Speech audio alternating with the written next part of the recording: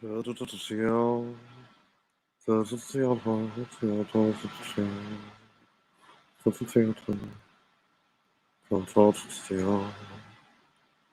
let the list populate.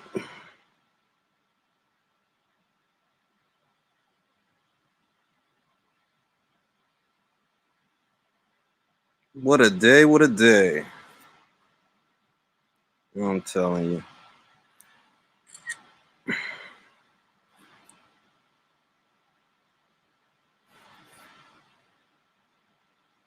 I was goody Ross Clot, was goody Lance Meyer. Lots to discuss, though not a lot of time. But we gonna get into it. We gonna get into it the way we always do, because this is Ring IQ. You know what I'm saying? Got standards in this mouth. You feel me? Got standards out here. Out here, out here. You know what I'm saying? Let's let the list populate. What's good, Junior Moreno? What's good, that guy? What's good, bad shit crazy? Khalif Russell, what's good? Black Stallion, what's good? George, what's good? Nicholas Fly Paper, what's good? Milo, what's good? Dreamland was goody. Paul Check was good. But you know, man, I wanted, Mark's live was, I don't know if you guys managed to catch Mark's live, man. Shout out to Mark, man. Unsung hero of these YouTube boxing streets, man. Shout out to Mark, man. Make me proud to be Irish. Make me motherfucker proud out here. Proud to be Irish out here. You know what I'm saying? My God, Mark. That was a very good live that Mark had, man. But the reason I think it was so good is because there's people out there that refuse to have a factual discussion based on the facts. They choose to wallow in ignorance. And that's the bottom line. That's not my opinion, that's a fact. It's not my opinion, that's a fact. You want to believe in horse shit, go right ahead. Just don't expect me to believe in horse shit.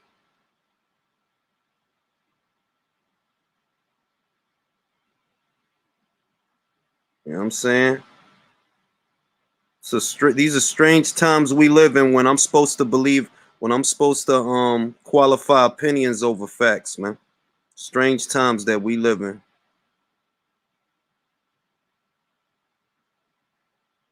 We gonna get to the boxing talks. We gotta get to the boxing talks.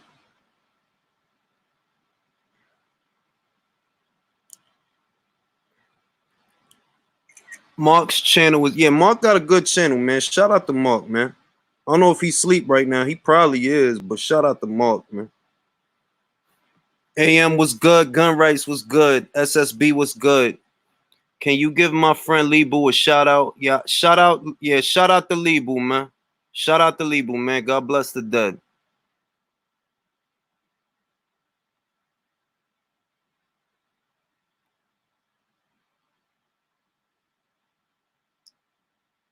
Oh, what happened? Who's still making videos, Ahmed?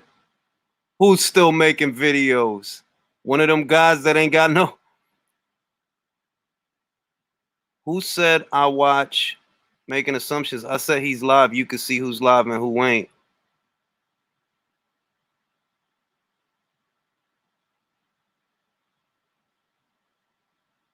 Oh, y'all still over here talking about H Money? Bro, that dude got like 15 viewers. Why is y'all still talking about that guy? That dude go live for 5 hours just to get 15 viewers, man. Y'all gotta stop giving that clown air, man. Mark's live was lit, man. I could hear the passion. His live was so live that I had to go live as soon as I got home. Because that's how much passion was in that live, B. I was goody EJ. Was goody intangible. You know what I mean? Like, I'm telling y'all, like, y'all can't give that cat no air, man. Like, y'all can see on drugs. You can see that dude is on drugs. You can see the dude is a troll. You can see he doing what he doing for attention. He got like 15. What he got like? He'll be live for like 5 hours and have 15 viewers, man. Come on now. What's goody right now? I listened to most of Mark's live stream. I listened to most of it. Oh, they took El Jefe's channel off YouTube? Oh, wow. Why they took it off? That's what I'm saying, G Boogie. Like look, you gotta let losers lose, bro. You gotta let losers lose. Like if you on live, you go live on a regular, your viewership is declining. The only way you could get people to pay attention to you is to talk about some other motherfucker. Like, come on, dog. Ain't nobody. Come on now. Now you ain't blocked. I can see you. I was goody boxing finesse. Yeah, like let him keep doing that shit. Look, every time he come over to my page, he making me money. So by all means, go ahead, man. Shit, tell other people that shit. You know what I'm saying? Tell people all about me so they can come to my page and make me this cash. You know what I'm saying? Because that's what they doing. They probably don't know, but that's what they doing. Shout out to Mark, man. Mark make me proud to be Irish out here, man. He said, I asked H Money a second time, who's the best at cruiserweight? He said Canelo. What you look like asking that non-boxing motherfucker boxing questions, man? You know what I want to talk about? I want to talk about Murat Gassiev. I don't want to waste no time on the fake controversy shit spun up by YouTube channels. I really don't even want to waste time on that because at the end of the day, that shit is not real news because it's not coming from real news sources. It's coming from a bunch of lying ass motherfuckers. Like, fuck all that. That's what I'm saying, gun rights. There's plenty of shit to talk about.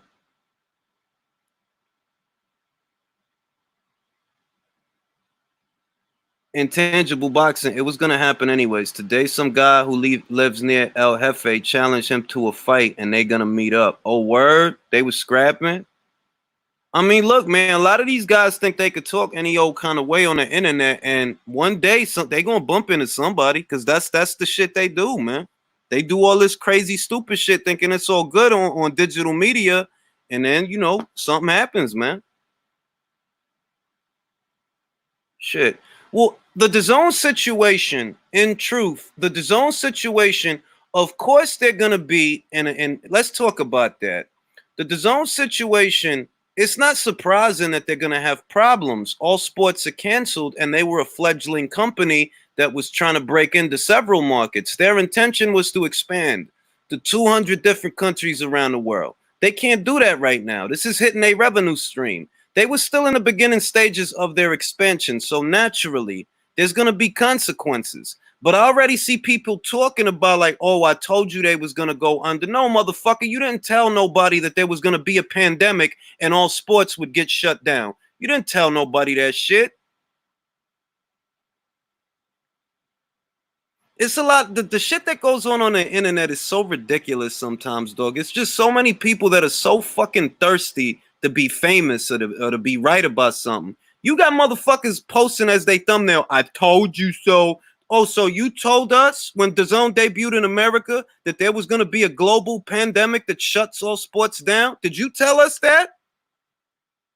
Stupid shit, dog. It's stupid shit. That's what I'm saying. Like, look, it go back to the shit that Mano said about opinions. For those of y'all familiar with Mano, it's a rapper called Mano. And what he said rings so true here that I don't want to know everybody's opinion. So I'm very selective what opinions I entertain. And when it comes to this type of shit, I don't even consider the opinions of these people because there's nothing to consider. You're full of shit. Anybody that listens to you is an idiot. That's the only reason they listening to you.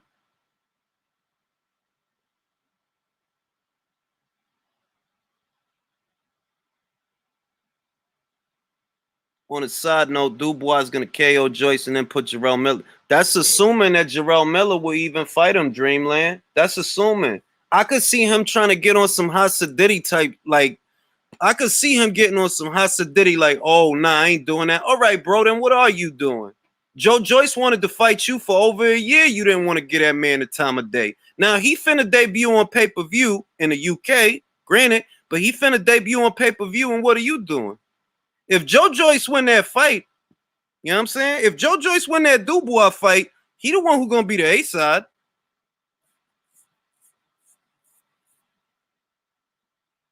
That's the truth.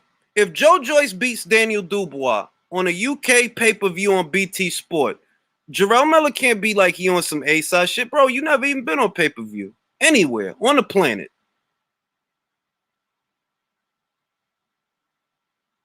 Man, listen, man, that poison, that all that shit is ridiculous, dog. Like motherfucker, like all the shit that come from that side of things is all made up bullshit to keep putting money in them guys' pockets, man. That's all that dumb shit is, man. What if that's what I'm saying, low key? If Joyce beats Dubois, Joyce is gonna be a pay-per-view attraction because that fight with Dubois is a pay-per-view. So imagine if he beats Daniel Dubois. The Factor Zone has given us some of the best fights the last 2 years. If they going under, what would that say about the whole sport? Dudes is crazy. Yo, Gun, I agree with you 100%, bro. I had to highlight this comment. I agree with you 100%. But you got to remember, too, that the guys that don't like the zone, right? Those guys, that's only a small group of the boxing community. Motherfuckers don't really realize that shit because it seems bigger than what it is on YouTube. On YouTube, those people's those people's presence is felt. But in the greater scheme of things, hold on, my son. What is my yo? Hold on, let me talk to my son right quick, man.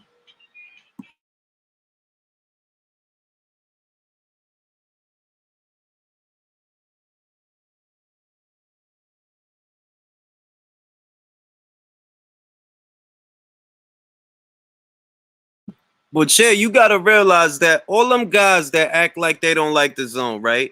The most place you gonna find them guys is either YouTube or Facebook. In the greater scheme of things, and I say it all the time on the channel, these guys don't make so much as a dent in the sport of boxing. They don't. You do not comprise the majority of boxing fans in the country or the world. So all that shit that you say on repeat on YouTube, all that shit you say on repeat on Twitter and Facebook, all that shit don't matter to nobody but you. Feel me? Because you represent a minority in the sport of boxing. You don't represent the average boxing fan. Really, a lot of these guys don't even represent the boxing consumer. The boxing consumer is the one that pays money to watch boxing. I pay money to watch boxing. I don't know if them motherfuckers do, but I do. I don't want to see the zone. I don't think they will, new country guy. I don't think they will, bro. I think that a lot of people rush the way that the news is these days. You got to realize that people aren't focused on accuracy and truth in a story anymore. They're just in a hurry to get something out there as fast as they can so that they can make money off of it as fast as they can. Why do you want them to fail, John Boxing? You could come on here and explain it. You can make it make sense. I'm not going to debate you. I'm not going to interrupt you. You can make it make sense. Explain to me why you want them to fail. You know what I mean? John Boxing rather pay $80 for Davis versus Santa Cruz. Why not, right? Ahmed, the zone overpaying guys is not why they're in a tough financial situation. That's what surprises me about some of these comments. Overpaying fighters is not the reason that they're in trouble. The reason that they're in trouble is because COVID-19 shut sports down, so everybody's feeling the pinch. Dan was good. Mark was good. God damn it. Hello. Are you What's Mark? up, Julius? What's good, Dan? Yes, I am. I'm the one and only. That was a fantastic fucking live, man. Appreciate it. The live went everywhere, man. But sometimes you can't keep the topic. It goes all over the place. But good fun. Good fun. I felt the passion, dog. Did you feel the passion? Oh yeah, man. I love when people from different viewpoints actually start to arguing their actual viewpoints. I like that shit. There was a lot of. That Haplo guy was all right, but man, he kept trying to attack you guys and saying, "Well, you guys are crying." What's his name? What was the guy's name, Dan? Haplo Group O. Haplotype. Haplotype Or 0. Right. Haplo. Wait. Haplotype By the O. way, I'm gonna say this right now. I'm completely cool with haplotype. Knowing them. Well, no. I mean, I'm known not him a while. against him or nothing. I'm not against him or nothing. All I'm saying is he just kept like trying to like attack you guys, saying, "Oh, well, you guys are up here crying," and I didn't think you were crying, but apparently he felt you did because he kept pointing that out over and over and over, and it's like, well, they're not exactly crying about anything, they're just talking about it. I'm not gonna attack haplotype's character. I don't Oh, know. no, I'm not. I'm not trying to do that. No, I mean, I'm not saying you're doing that, Dan. The only thing I'm gonna say about haplotype is, well, it's not even about him. The only thing I can do is defend myself. If I tell you the truth and you don't want to listen, that's your problem. Nothing I said is an opinion. Nothing I said is a lie. I talked about very specific instances of things that were said that were proven false. So if you want to accept information from those sources, by all means, go ahead. But don't think I'm attacking them when I say that these guys are full of shit. They were full of shit. Oh, right. They're full of shit now. If you want to believe them because you just like to watch them, because you just like the fucking sound of their voice, go ahead, motherfucker. I ain't gonna stop you from watching them. But don't tell me that I'm attacking them when I say they full of shit. Right, yeah. I mean, I thought he had some valid points. I'm not saying that. I mean, again, I don't know the guy. I ain't got nothing against him, And he even agreed with a point that I made because he used it as an example. But I just felt just the repetitiveness of him saying that people were crying about it. I just didn't think was really, well, that was the only part that people got strong viewpoints, man. He claimed that that the kid P was being attacked. Nobody attacked P. I never attacked P's character, never called him out of his name, though he did call me out of mine, and I didn't even catch it. You gonna call me clickbait? Oh, all right. If you rewatch the live stream and go to when he jumped on, within the first 4 minutes of him talking, you'll hear him saying that. That and that I find insulting, because I don't go to the lengths that I go to retrieve the information so that you could call me clickbait based on you liking Wilder and you liking a certain. Can I say something, Julius? I don't think he understands what clickbait actually is. Be that as it may, I take offense to that, because, like I said, I don't go to the lengths that I go to. Anybody could sit there and point a camera at their face for 2 hours and just talk. I go as far as retrieving the information so that you can search for it yourself. I give you the headline, the article, when it was posted. I ain't doing all that so that somebody could call me clickbait. If I told you that these guys, these same people, took a fake tweet and tried to make a news story out of it, and you still want to act like they be saying some, all right, bro, go ahead, go ahead, do your thing. No, right? You can't teach common sense, bro. You can't. See, I didn't come in until after the fact. By the time I came on, you were already off there, and I didn't hear any of that. What you're talking about? There was a lot. It was what you expect. It was 4.5 hour live. Yeah. Oh, yeah. That's a long time. Oh no, I didn't even get the notice until I happened to see it, and by the time I was on, half the people were gone. So I was like, oh well. Let me respond to Michael L. By the way, he said, "Mark, don't you sleep, bruh? There ain't no sleeping up in these streets, man. You got to be on it 24/7. There's no sleeping in these streets, bro. All right, there's metal things in Tyson Fury's gloves. There's that, but ain't no sleeping on these streets. There's poison in Deontay Wilder's toxicology report. It's the truth. It's like, yo, you telling me, and this is why I don't want to waste time on that shit, because you know what my view of this, Mark? You know what my view of this is, Mark? Is it the same as mine? It's fucking fake, bro. We legitimize the story by discussing it further, and I see where it's coming from. It's coming from these fake motherfuckers. Like, y'all motherfuckers just want to get views because you know that ship is sinking. You know, if Wilder lose that third fight, it's a wrap for them super chats. Y'all gonna have to find something else to talk about. Y'all better talk about relationships or something, because boxing. Oh boy, yeah, they're gonna be out on their asses on that one. Who's the blank profile picture? That always weirds me out. I don't know. It's probably a troll or something. We're gonna see. I don't know how to change my profile pic. What's right? Identify yourself, good sir. Oh, Boxwatch. How's it going, bro? That's Boxwatch, bro. Yeah, I don't know why my once. I don't know. Can you hear me? I can hear you. Yeah, a little low. Yeah, I don't know why my display pictures. You lot need to hook me up with some technology, bro. I don't know nothing about this. You see on your phone. You see on your phone, Boxwatch, where it says you're in the show, right? If you click on your little avatar to the left of that, right? Yeah. What it'll do is it'll tell you can like upload an image as an avatar. Okay. Okay. Yeah, I got you, bro. All right, So, respect. See, look, I want to highlight this comment. P said that Okay. he didn't read up stuff. He just took the word of larger platforms. There you go, dog. Like, this is what I'm saying. This is what I mean. At the end of the day, and I've said this 1,000 times on this channel, there's people Is out that there. better? Yeah. I appreciate that, John.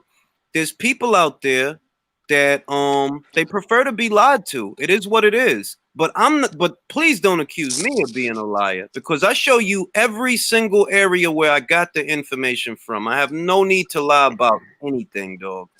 I show you well, exactly where I got the information from and where you can get it to. Julius, he said that he doesn't need to read up or look up information because he can go and ask other people. Like he can go. This is what he actually said.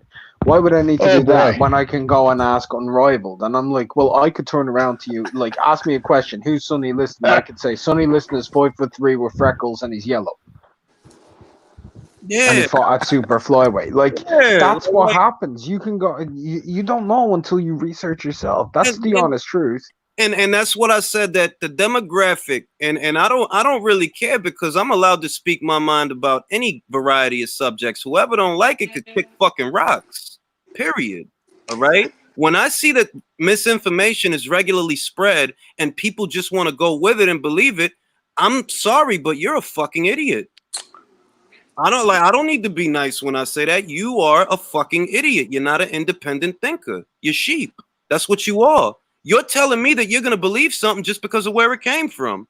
I was raised the opposite. I don't believe shit until I look it up myself. I don't believe shit because I don't trust nobody.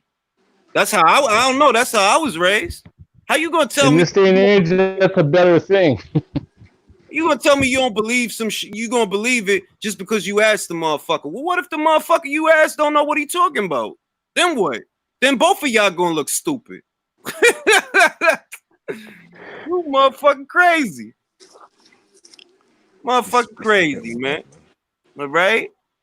Now, I don't want to give that shit no more air, to be honest. Let's get talking about some boxing, man. Yeah, let's talk about some boxing. I think Gassiev could beat Robert Helenius. I believe that. It's a big ask. He's a big dude, Helenius. But he can be gotten to. Duapas got to him. Can I ask If you? Gerald Washington can get him. Am I the only one who'd rather see Gassiev stay at cruiserweight and go? I think he could go I said that, undisputed. Mark. Yeah, that's a thing though. Yeah, what's wrong with that, man? Why can't you just stay at cruiserweight? He can't make it. Usyk's That's left what Abel now. Sanchez said, bro. He said he can't keep So he it. can't make it. What's wrong with that? Man? Why can't you just stay at cruiserweight? He can't make it. Usyk's That's left what Abel now. Sanchez said, bro. He said he Who's can't got keep the it. echo? What's wrong with that? Why can't you just stay at cruiserweight? Excuse a new person, whoever you are. You've got echo in your background. But Abel Sanchez said that he can't make it. I asked that same question when I heard he was moving up.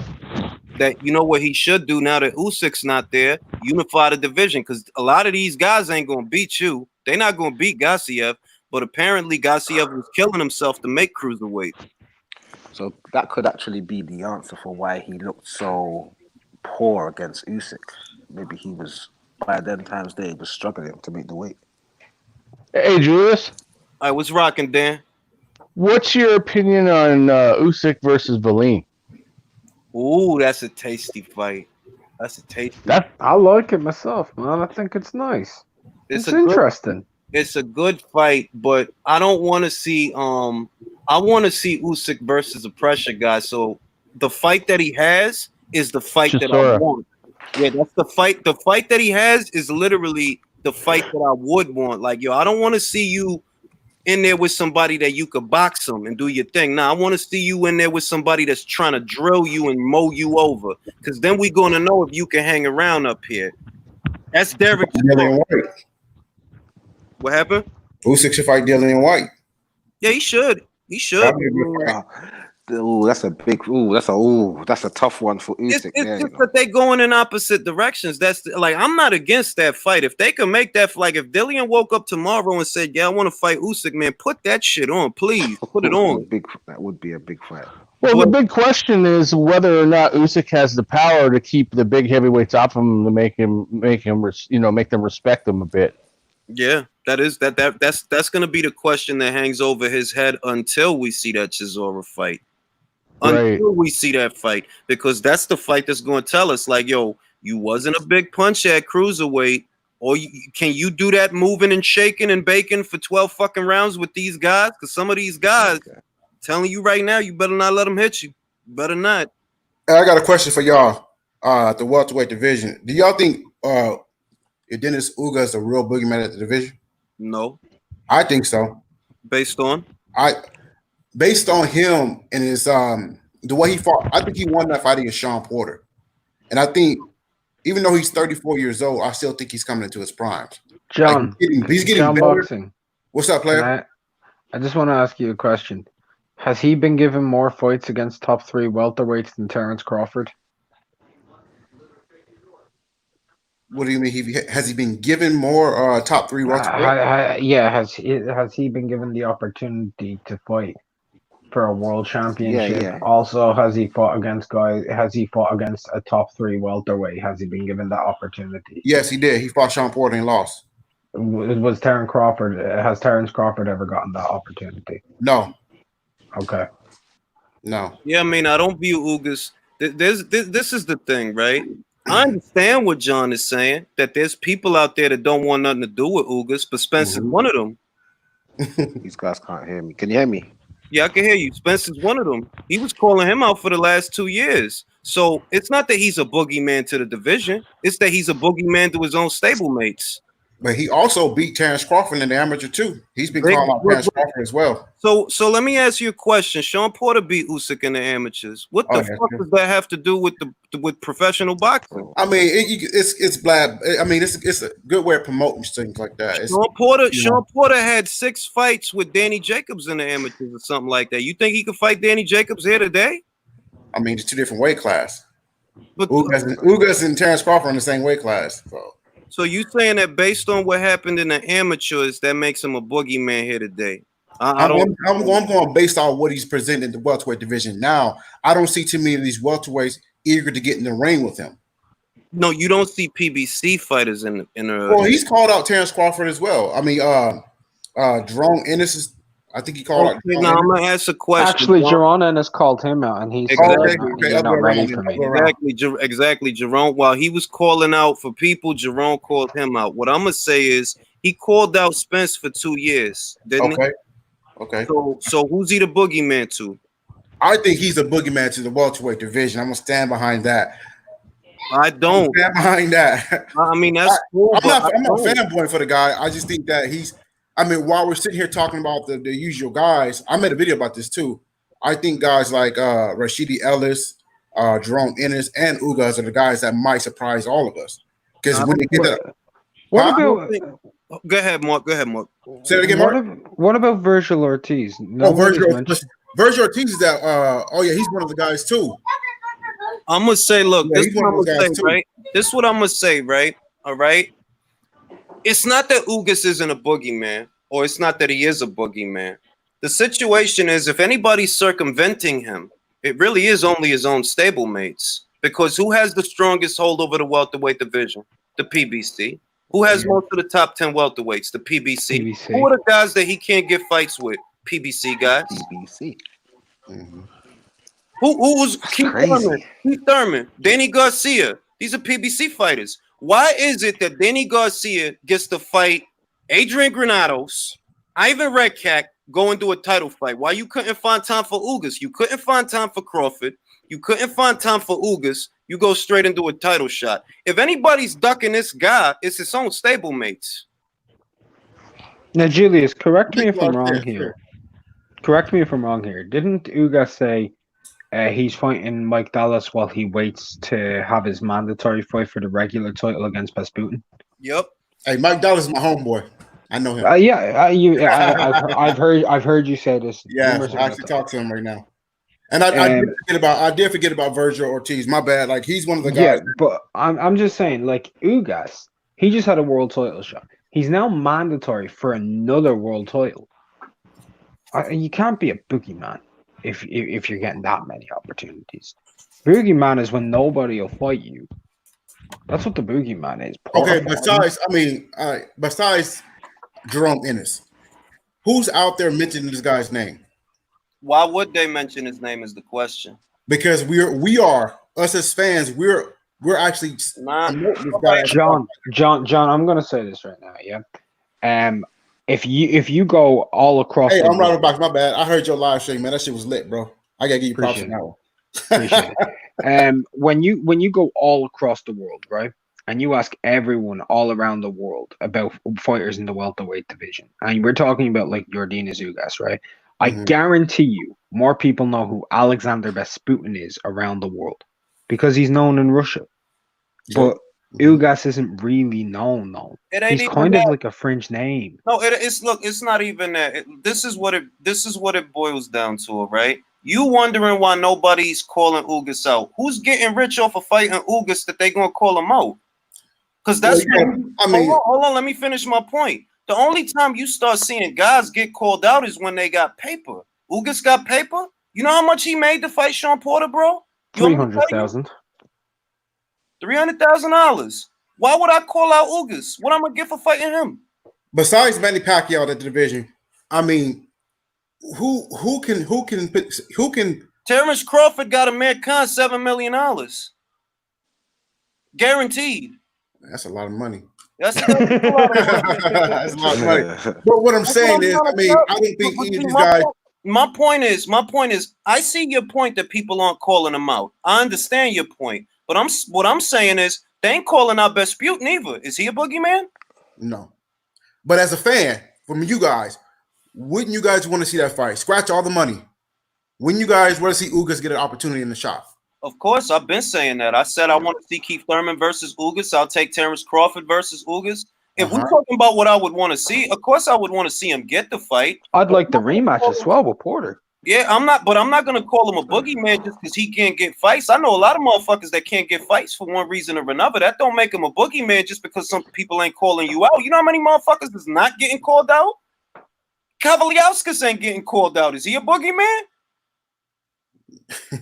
That's true. Only boogeyman in that division is Terrence Bud Crawford. No, Terrence Crawford's not the boogeyman. I mean, Terrence Crawford's not the boogeyman. You know, that's my opinion. That's just my opinion. Okay, true. My bad. Go ahead. I'm gonna put it to you another way. Why do I call Terrence Crawford the boogeyman? It's well known that Amir Khan got $7 million guaranteed to fight Terrence Crawford. Danny Garcia was made an offer. He didn't take it. It was $3 million for Danny Garcia. Well, I mean, Danny Garcia actually knocked out Amir Khan. So that was some promotion. Okay. I'm gonna ask you a question. Who's been on pay-per-view in America before? Amir Khan or Danny Garcia? Neither of them. Amir Khan. Amir Khan and Crawford was pay-per-view. Danny Garcia was on pay-per-view with Floyd Mayweather and no, he was on the undercard of a pay-per-view. He was the undercard. He's talking the main event. Who was the actual pay-per-view draw? Danny was never a pay-per-view draw. Amir Khan was against Crawford on pay-per-view. Who has a following in two separate continents, basically? Really three, if you want to be honest. That's Amir Khan. That's Amir Khan. Yeah, he's big over in Pakistan, fam. You gotta like the shit is you gotta pay to play. So when I see that you could get that kind of money fighting Crawford, what did Sean Porter get for fighting Errol Spence? What did he get? You want me to tell you? I don't know what he got. He got $2 million guaranteed. $2 million. Shit. $2 million guaranteed. Amir Khan got $7 million to fight Terrence Crawford. We see that there's money over there because ESPN. That's a bag, bro. That's a bag. We see it's money on the ESPN side. We see that it's opportunities over there. We see that. Like, yo, let me tell y'all something too. Let me tell y'all something right now. That's why we're not getting these fights because we're allowing these. I'm sure these at least one or two fighters are listening to us. They rather get paid without putting in the work. I'm gonna say, look, and a fighter like Ugas will get you up there. No talk. I'm gonna say this. Look, I'm gonna say this. You could fight Ugas. You could beat Ugas, right? It ain't going, and I'm not knocking him. I want to see him get fights. Really, if I had a wish, if I had a special Julius wish that I could get just for me, as a present to me, to myself, give me Keith Thurman versus Ugas so I could watch Ugas break this man's ribs. Give me that. Give me that. I want that. You want that? You want to see Ugas. You want to see Ugas do to Thurman what Yoko's going to do to Tanaka. I get you. All right, dog. Oh, let's too early for that shit. It's too You late know, for that shit. I just got off of work. If I had a wish, I don't want Ugas. I don't like as a boxing fan. I don't want Ugas to starve. I want him to get fights, but I'm Mhm. not gonna call him a boogeyman just because he can't get them. I know a lot of motherfuckers that can't get fights. That don't make them the boogeyman. It don't, and you're not the boogeyman just because they're not calling you out. Sometimes they ain't calling you out because you ain't worth no money. And that's the thing, that's the problem. I mean, it's it's not these fighters' fault that they're not worth anything. I don't like to get involved in that, but we all seen Floyd and Mayweather and Manny Pacquiao come up. These guys came up fighting high risk, low reward fights. Okay, they actually put in the work before they start getting money. And now you look at these fighters right now, they want to get paid and then put in the work Well, instead of. look, I'm gonna give you something that Keith Thurman said, and Keith Thurman admitted this. I've said this on the channel many times. Shout out to Alex Collins. I appreciate you. Keith Thurman said that we have the flexibility that Terrence Crawford doesn't have. He said that because he was asked a direct question about it. I believe that was the Ak and Barak show on Sirius XM. They asked him, is it true that you have the flexibility that Terrence Crawford doesn't have because he has an exclusivity contract with guarantees and you don't? And Keith Thurman said yes. So if you don't see Keith Thurman moving around and having fights, even with guys in his own stable, then you got to put the pressure on him. Because, bro, Danny about to fight Spence. Danny fuck around, he gonna get Spence. Bro, who are you gonna fight? Your excuse before was, well, I ain't trying to fight Crawford because I'm trying to fight Pacquiao. I'm not interested in Crawford. All right, you fought Pacquiao. What you about to do now? What you trying to do? Because you not tied to Fox. Fox is not invested in you. All right, that's reality. When a network is invested in you, they're gonna do for you what they did to Floyd on Showtime. Showtime wanted to make sure they stayed in the Floyd Mayweather business, so they gave him a big cash guarantee to make sure they stay in the Floyd Mayweather business. That's how that's supposed to work. If Fox is not putting up big bread for you, and Showtime is not putting up big bread for you, ain't no motherfucking reason in the world you can't cross over to ESPN and make $4 or $5 million guaranteed. If you not going, it's because you don't want to. That's it. That's literally it. You are a network free agent. Clarissa Shields has fought on DAZN. She's fought on Showtime. She's fought on HBO. That's how you move when you got that liberty. That's how it's supposed to be. That they trying to offer me $7 million at HBO. Let me go to HBO. Or they I trying see to what offer you're me. saying. Yeah, I see what you're saying. All right, that's true. If they invested in you, if they made a commitment to you, you got to put the bread up. Otherwise, I'm not going to stay over here for what you offering. I'm not just going to stay over here just because you want me to. You got to put the bread up. Now, if you ain't putting the bread up, what's supposed to stop me from going to ESPN and making $5 million? Because you're not putting the bread up. Now, can I say this? This might throw a monkey wrench in your argument about Crawford and Spence. We all know, I believe Terrence Crawford wants Spence. I believe Spence wants Terrence Crawford, right? But has Terrence Crawford sent that man a contract? Errol Spence said he's the A side and he's the I unified. don't believe in all that. That's I don't cool, think neither of bro. John. This is boxing. This is not Julius Land. This is not John Land. This is boxing. You've been on pay-per-view. You've sold more pay-per-views than Crawford. You have 2 more world titles than Terrence Crawford has. If you're the A side, like you said, the contract. One more world title. Yeah, with my fault. 1 more world title. If you're the A side, like you said 2 years ago, you supposed to send him a contract. So if you sitting here telling me you the A side, but at the same time you ain't sending him a contract, you know what you really telling me? That you don't want to fight. Not right now. I don't believe that he's scared. I don't know that he's scared. I don't know the man. I just know that right now, same as the Andy Ruiz and Luis Ortiz and Dillian White shit. Do I think Andy is scared of these men? No. But what I know is, you could fight him. You just don't want to right now. And that's what's going on. Now, us as fans or uploads, whatever, shouldn't we as a whole be attacking that situation instead of blaming the fighters? And I know the fighters has a lot to do with it, but if we expose that shit, it'll kind of make them want to do the right thing. You know what I mean? You remember what Roy Jones Jr. said about promoters and why he didn't have one? Oh yeah, I heard him exactly. Roy Jones Jr. said, I didn't want to have to deal with the politics of I can't fight this guy because he's on this side and I can't fight that guy because he's on that side. I wanted to be able to fight who I want to fight. That's what he said in a nutshell. So in that respect, It is on the fighter, especially when the fighter doesn't have an exclusivity deal. If you have an exclusivity deal, I acknowledge that there is red tape. I have to, because that is reality. If a network made a commitment to you, you can't breach that contract just because you feel like it. But if you're not actually tied to a network, if Fox didn't say, look, man, Keith Thurman is tied to us. He fight for us. We invested money in him, B. We offered him a multi-fighter, a multi-year deal. If you ain't got one of those, I'm not hearing that shit. You can cross the street. You just that's true. want to. You don't want That's true. to. How is it? Look, Salida Promotions, right, is in bed with Showtime. They in bed with Showtime. They in bed with Stefan Espinoza. But Clarissa still got the fight on HBO on Cecilia Breaker's undercard, and she still got the fight Hannah Rankin on DAZN. She got to move around, and she actually does have something going on with Showtime. So why is it that Keith Thurman, who don't have an exclusivity deal with either Showtime or Fox, oh, you can't move around, bro? No, it's not that you can't. It's that you don't want to. Same with Danny. It's not that you can't. All right, you say the Adrian Granados fight was getting made at the time the Top Rank made you that offer. Let's play with that. All right, I'll take that. Why didn't you pursue it afterwards then? Why did you fight Ivan Redkach?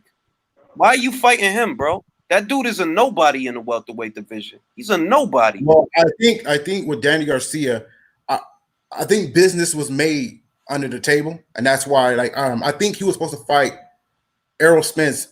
I think it was in January. Or when was it? I believe that. No, I believe that too, John. But what I'm saying is, didn't Danny sit there for 2-3 years talking shit to Terrence Crawford? I got uploads from 3 years ago about Danny talking shit to Terrence Crawford. From 3 years ago on Twitter, talking shit. When you come up to 47, you need to come up to 47. All this bullshit. You talking shit, bro. Because when he came to your weight class and it's time to put up a shut up, yo, you shut it up, bro. Your dad was copping a plea on camera. Why don't you go buy your mandatory? You got top 10s in the WB. Like, what do you sound like saying that, bro? What do you sound like saying that? He wants smoke with your son. You was talking, yo, and the shit that I don't like about Angel, did you hear what Angel said about Terrence Crawford's hair texture? Yeah, I heard it. Did you hear that? Yeah. So once again, I'm supposed to give Danny a pass. Why? If you want to fight, you're going to fight. If you don't want to fight, you're going to fight. And you don't want to play, bro. You rather lose the Spence than get stopped, because that's what will happen. I put that on God. On God. Crawford stops Danny Garcia. Stops him. Easy. I don't maybe, but I think the problem was the offer. That's what I think. I think the offer is what stalled it. All right. All right. He's number one in WBO now, isn't it? No, realize what were Danny's purses for his last couple of fights? Do you know? Because I can tell you. No, I don't know. I don't get involved. All right, he's been fighting roughly $1 million a fight. That's what he's been fighting for. The offer that was made to him was something to the tune of a $3 million guarantee with an upside of the pay-per-view. That's already more than you've been getting, bro. That's more than you've been getting. They're offering you more money than you've been getting, and you still don't want to take it. All right, bro, you just don't want to fight. You don't got a belt. When they made you that offer, it ain't like you a champion. You ain't got a belt. Don't worry about what Amir Khan getting, because Amir Khan in reality has a bigger following than you. That's just the truth. That's why even though you beat him, he ended up on the pay-per-view before you. That's reality. It's a lot of unrealistic shit that goes on in boxing, and I'm like, yo, dog, do you realize that Ryota Murata has a bigger following than both the Charlo brothers put together? This is facts. That's not my opinion. This is facts. If this man fights in Japan, tens of thousands of people are going to show up and tens of millions are going to watch him. That's just reality. I'm not trying to shit on nobody when I say that. That's the truth. So if we talking about Danny, yo, listen, Danny, bro, for all them high profile wins you had, not that you have because you ain't beat nobody good in a long time. For all them high profile wins that you had, you never been on pay-per-view, bro. You don't have a belt. These are facts. So why you haggling? If you feel like you could beat Crawford, take this $3 million guaranteed and this upside of this pay-per-view and go get busy. You don't want to go get busy. Why? You don't want to fight. You know what's going to happen. In your heart, you know what's going to happen, because that's how you moving and that's how you been moving. It ain't start with Crawford. Why fight this guy when we can fight a Salka? That shit old than a motherfucker, dog. You been moving that way. You talk shit, but you move that way. Motherfuckers probably had to force you to fight Keith Thurman because he didn't look like he wanted that fight. He didn't look like he wanted that fight. Man, The only motherfucker I see that has my undivided support is Sean motherfucking Porter, because he'll fight anybody, and he has proven that. Look at that goddamn resume. Sean Porter, he treated like a stepchild over there at the PBC. Why y'all make it easy for Danny to fight for a title 2 times, not just once, 2 times? Oh, you get to fight Robert fucking Guerrero, who just went life or death with Aaron Martinez for the vacant WBC title. Then what do? Oh, you about to fight Errol Spence for 2 world titles because you beat who? Adrian Granados and Ivan Redcat. You get to fight for a title. Look at the shit that Spence had. Look at the shit that Porter had to go through. He had to fight Ugas, bro. The same dude that you sitting here calling a boogeyman. Yo, he had to fight that dude, bro. Win or lose, he had to fight him. Why Danny ain't had to fight him? wow. Politics. Politics, yeah. Wow. Politics. Why you think I'm sick of Danny Garcia's bullshit? Like, motherfuckers think that I go in on every single PBC fighter. No, it's a lot of them that I don't like, but it's a few that I do like. I like Sean. I wish he would get away from them people because I like Sean. I think he could breathe a second life into his career if he play his cards right. Because if you stay at the PBC, they not gonna have a lot for you to do. They might put you in there to fight Thurman again. I don't want to see that. They might put you in there to fight Danny. I don't want to see that.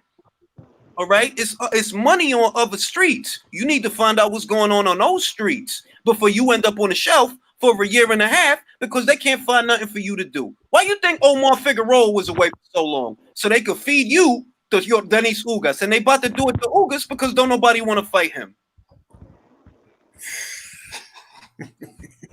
Why Al Heyman never pressured Leo Santa Cruz? Why Al Heyman never pressured Leo Santa Cruz to fight Gary Russell? If Gary is telling you I want that fight, why you not obliging him, Al? Why you letting Leo fight Miguel Flores? I think there's protected fighters. What happened? Maybe there's protected fighters. That's what I think. I agree. I think Leo Santa Cruz was supposed to be the next pay-per-view star. I'm gonna say this: he protected him from Rigo, didn't he? He did. He protected him from Rigo. Everybody sat here crying a river for Rigo. Admittedly, I did too. Them videos didn't go nowhere. They still up on this channel. But why? Al Heyman blocked the fight to protect Leo. That's all. And when Gary wanted that same smoke that Rigo wanted, what happened? Once again, Al blocked the fight to protect Leo. It's the same shit. It been going on. And that's why I hate to say it. I know motherfuckers hate me for it, but that's why I don't like the PBC. Because if that was top rank, Leo, it's time to sink or swim, bro. It's time to sink or swim. When Isaac Dogbo became a champion, they ain't coddle him. Yo, you got to fight Emmanuel Navarrete, bro. It's sink or swim time, bro. We going to find out what you really about.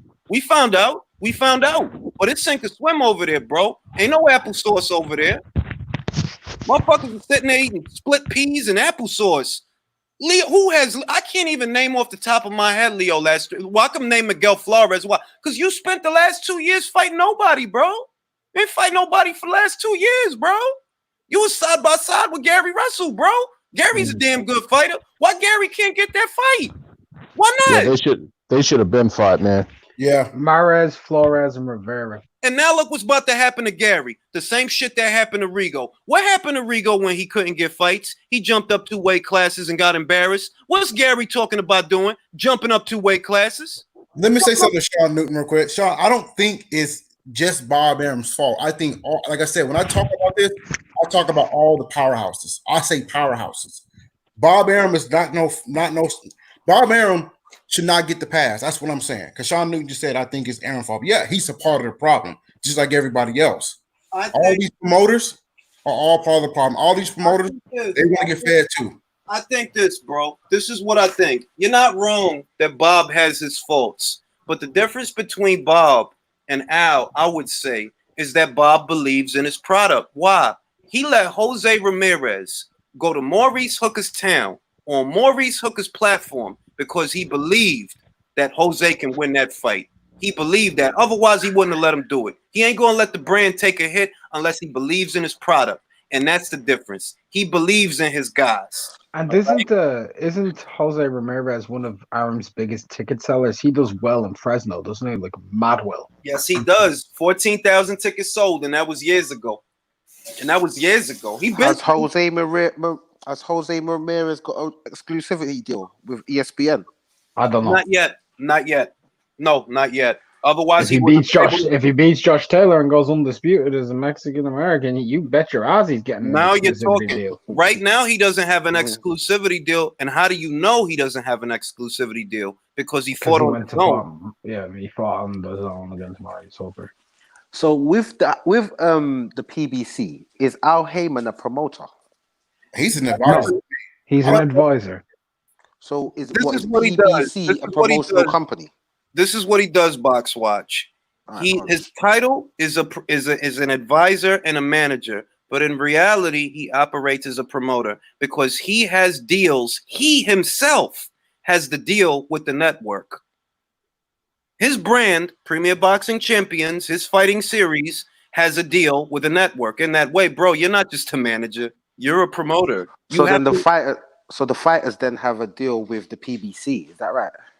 Oh man, here's the trick. Here's how he gets them. They have a managerial deal with the PBC, not a promotional deal, but a managerial deal. But here's the kicker: their managerial deal looks a lot like a promotional deal, and that's how you can skirt around the Ali Act. Al Heyman has too much power over these fighters, and that's why Adam Kovnowski ended up getting beat for $100,000 instead of a couple of million with Anthony Joshua. Crazy, because Kalnaki could have been Andy Ruiz basically. He could have. In all honesty, he could have. We don't know. In all honesty, got that $6 million on the. We don't know that Adam wouldn't have won that fight. Let's be honest. Let's say he didn't win. He would have got $6 million straight. Exact. It's win-win. You go in there, you get knocked out. At least you would have got knocked out for $6 million, not 100,000, not 100K. Oh, poor thing. And this stuff that we're talking about now. I think this should be the focus. We should be calling this because I don't like it. To be honest, I don't give a fuck if it's PBC, top rank, whatever. I don't like it because I'm not getting the good fights. So listen to this then. Listen to this with the welterweights then. Yeah. Who? Crawford with the welterweights. Crawford has that exclusivity deal, right? Mm-hmm. And all those guys over there, the PBC, they don't have the exclusivity deal. Mm-hmm. Is that right? That's correct. Mm-hmm. So when Errol Spence went on stage and said he only fights for Showtime or Fox, what was that about? That's not a exclusivity Whose name? deal. All right. His advisor telling him to do that, right? Exactly. That's exactly what it is. Whose name? You saw that interview? You saw that when he got up on the podium, he was a little bit drunk. Whose name were they screaming after he said that? Al Heyman. Yeah. Watch that interview. Watch it again. That's who they were screaming. No, watch it. That's all of them over there. What's the Robert Easter, Brona, all of them. This is the problem with that situation. It creates a conflict of interest for Al Heyman because Al Heyman is forced to choose between what's in the best interest of the network when he, as a manager and advisor, is supposed to be concerned with the best interests of the fighter, of the boxer. But you're not concerned with that when you're more worried about shelling out content for the network. That's the promoter's job. The manager is supposed to be the middleman between the fighter and the promoter to look out for the fighter's best interests. Now, Al clearly is not looking out for his fighter's best interest when Adam Kovnowski gets beat for $100,000 when he could have got beat for $6-7 million. That's crazy. When you put it like that, it's a madness, isn't it? I've been. This is what I've been saying on Ring IQ Boxing Talks. That's what I've been saying. But this is why I rate Eddie Hearn in that sense, because a lot of the time he just says, "Okay, go on, go over there, have that fight over there, make that money over there, because we're not paying that over here. So go over there and make that money," and that's what he will do with his boxers. That's because the UK, and I like the way the UK has. I don't think that any system is perfect.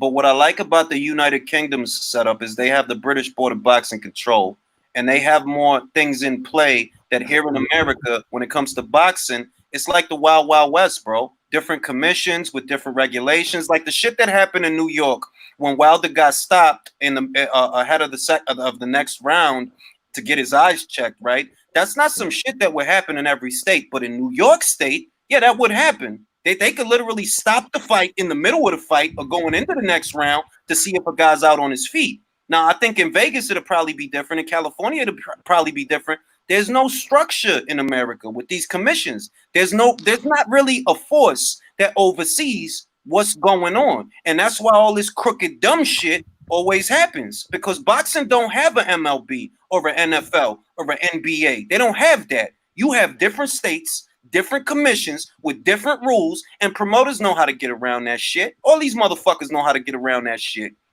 The way that that's the problem. That's the problem. That's the problem. Because with the British Board of Control, so if I'm getting this correct, all the different commissions are like a version of the British Board of Control. Is that right? Exactly. But then you've got the New York Commission, you've got the Nevada Commission, you've got every California. state. Every different state's got their own commission. Exactly. And they don't follow the same rules. They've all got their own separate rules. What they should do, they should copy the mafia. Go and fight over in LA. No, I'm serious. Lucky Luciano did that, man. He created the commission and like consolidated all the mafia families, man, and like created the commission and regulated everybody. And that's what they need to do with boxing: is get one big one good commission that everybody's underneath that umbrella and regulate it. What I'm gonna say to John is that for a long time I felt like John thought I was going after Al Heyman for the wrong shit. But if I was going after Al Heyman, that's why, bro. And here's my response to that. I've always I'm a person that rather hear from the horse's mouth. I think, and I'm still thinking it as well, but I'm not saying that what you're saying don't make sense. But if the man ain't saying shit, I mean, why do you think he doesn't say shit? I don't know. I can answer that question. I can tell you why. But I can see what you're talking about. I can see where you're coming from. It's called plausible deniability. I can't answer a question. If I'm not answering questions, I'm not guilty or innocent because I'm not answering questions. I cannot incriminate myself for questions I didn't ask. I didn't answer. It's called plausible deniability. That's some diplomatic stuff right there, bro. Julius, you're a fucking slow bastard, man. Shit. Well, when you live in New York, Julius knows his stuff, man. All I'm gonna say is when you're a New Yorker, you gotta learn how to get out of shit. That's like politics. That's politician type conversations shit. Too. Shit, I say I pay for boxing conversations too. Shit. That's a Julius is literally fucking man. I'm telling you, this dude's like fucking water-based lube. Telling you. I can't incriminate myself if I didn't fucking say anything. I didn't say anything. Whatever you do after that, based on what I didn't say, is gonna incriminate you, not me. If you decide to arrest me and I didn't even fucking say anything, I didn't do anything. Go ahead, arrest me. That's more money for me. Do it. Mm-hmm. I'm not. A lot of times, like a lot of shit that goes on in New York, right? A lot of shit. Motherfuckers don't realize, like, yo, stop arguing with this fucking cop, man. Stop arguing with him. Go ahead, lock me up, bro. Make me miss work, cause you gonna pay me that back later on. Whatever damages, whatever punitive damages you cause me, you gonna pay me back. You are. I'm not gonna sit here and argue with you. I'm not gonna wrestle with you. I'm not. Fuck all that. Go ahead. Cost me my time. Cost me my money, and you're gonna pay me that back tenfold. You will pay me back. Simple shit. Hey, Dons, I'm telling you, I'm gonna jump off now, Dons. It's 4 a.m. over here. Yeah. I need to hit the hay. Mark, you're a Don for being up this time of morning, my G. Do you want to know why that is, though, bro? Go on, talk the thing. My body schedule is completely fucked up since this shit started because I've got no work. So hey, same here, you know. The same here. I ain't got no work, but I gotta get up early in the morning. But yeah, man, my body clock is messed, my guy. In the next hour or two, I'm gonna go to sleep, right? And then I'm gonna wake up at about 1 o'clock, and then I'm gonna take a shit. Literally, bro. Like that's it. Then I'm gonna go hang with the girl. Then I'm gonna make a video or two, and then I'm gonna do some shit and then eat some food. Real shit, man. Like I said, man. Listen, the missus just reminded me I gotta go somewhere, man. So I'm gonna jump off, lads. All right, man. I'll see you later, Box Watch. My beef with Al Heyman has always been the same thing. I got a question too. I mean, I'm not jumping off top, but what's going on with Illusionary?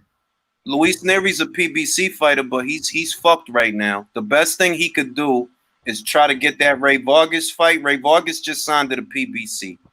Can I talk on this? Go ahead.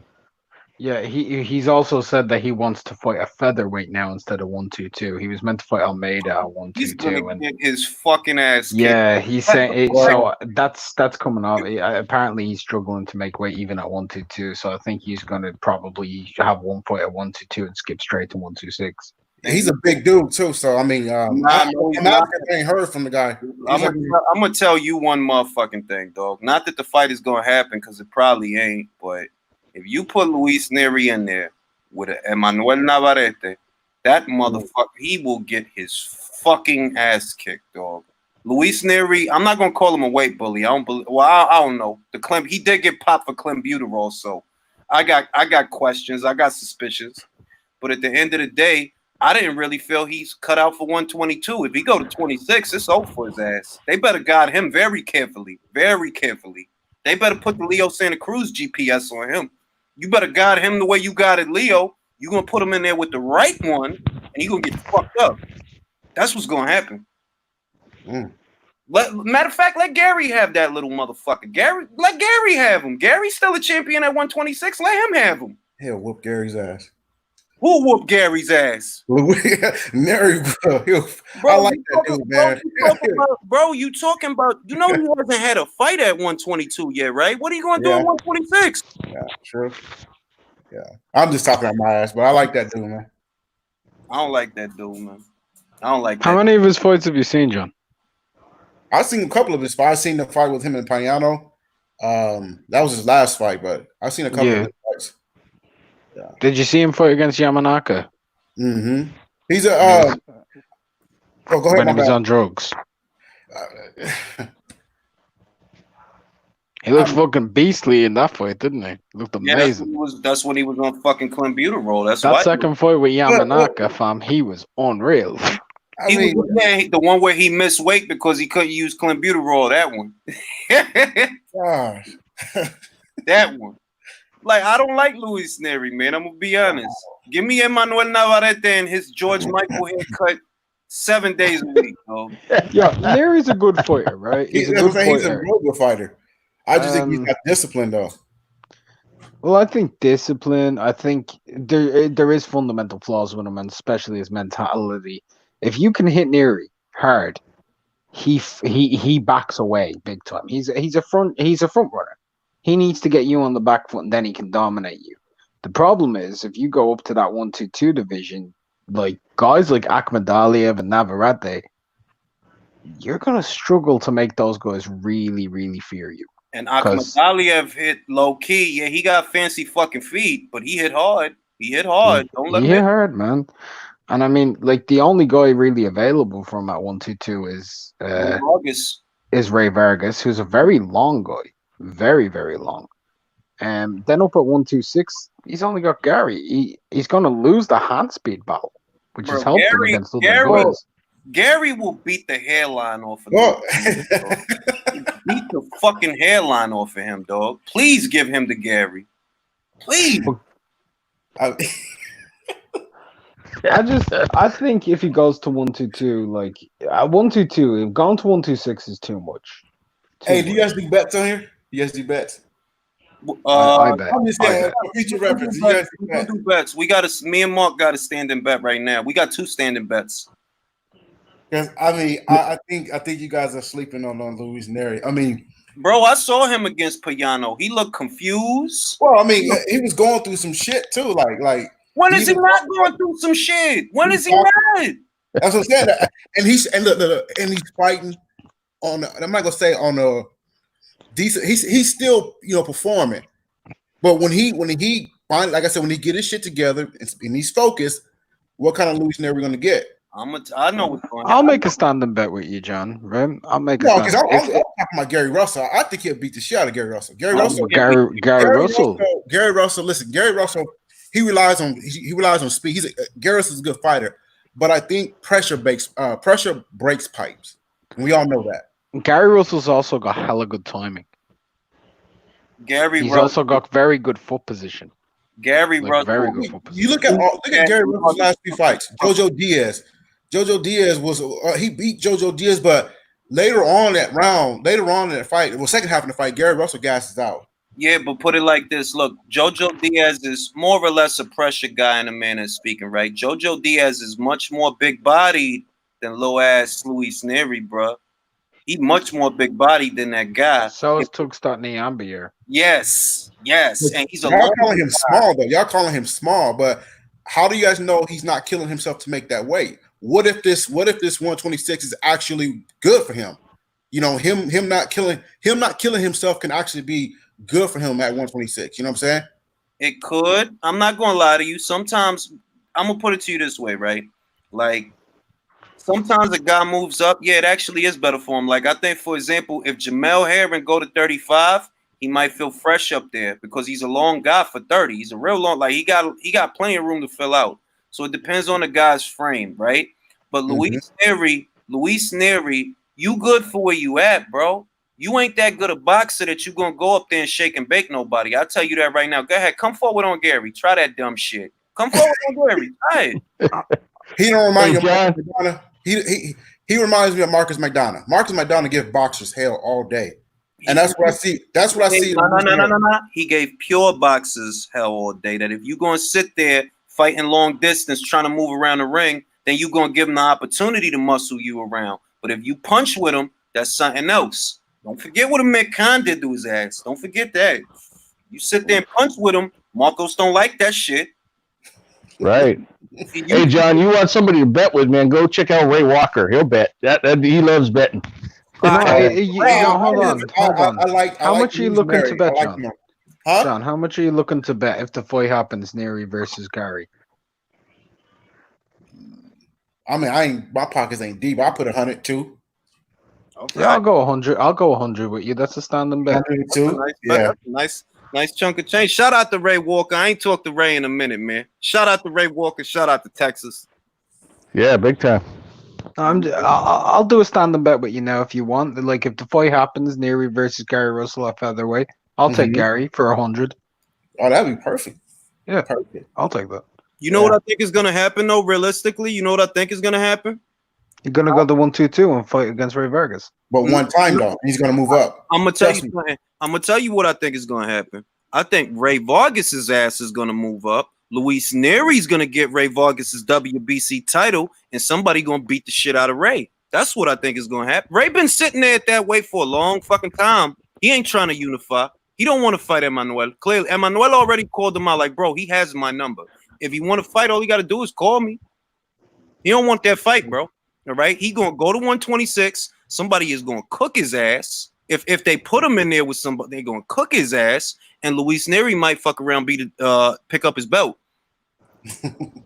That's what I think is gonna happen. That's a good possibility. Right? Yeah. DeMarlo, Ray Walker from KOTR. He's a good guy. Real good guy. Heavyweight. He's a heavyweight. Good guy. But yeah, man, Neri, you know, we're gonna see what the future holds for Luis Neri. But if you put his ass in there with Gary, forget it. Forget it. Gary will I'm going based off. Listen, I mean, we all like. I don't want to use AB, but we always give AB the benefit of the doubt. The focus AB, we don't know what type of AB we're going to get. I see the same thing with Luis Neri. I mean, Luis Neri has a lot of shit going on in this personal. Bro, listen, I'm gonna tell you. No, let me tell you a story, John. The last time I had any shred of faith in Adrian Broner was when he was gonna fight Mikey Garcia at 140 pounds. I couldn't pick a pony in that show because, in all honesty, I'm thinking Mikey ain't about to come to 40 and just outwork Broner. This is Broner weight. Broner got a good chin, and he do hit hard when he throw his punches. He do hit hard. No. So I couldn't decide, man. I couldn't decide. Like, I wasn't wrong and I wasn't right. That's the one time that I had to play the fence because I'm like, is Mikey really going to come up here and beat this guy? Oh, Mikey's not a pressure guy. He's not a volume puncher. And he don't throw combinations like that. That's the only real way you going to get Broner. If you busier than him, what he do? He go up there. He outworks Broner, bro. That was 2-3 motherfucking years ago, bro. Broner has not won a fight since Adrian Granados. All right. So if you telling me, Is that January 2017?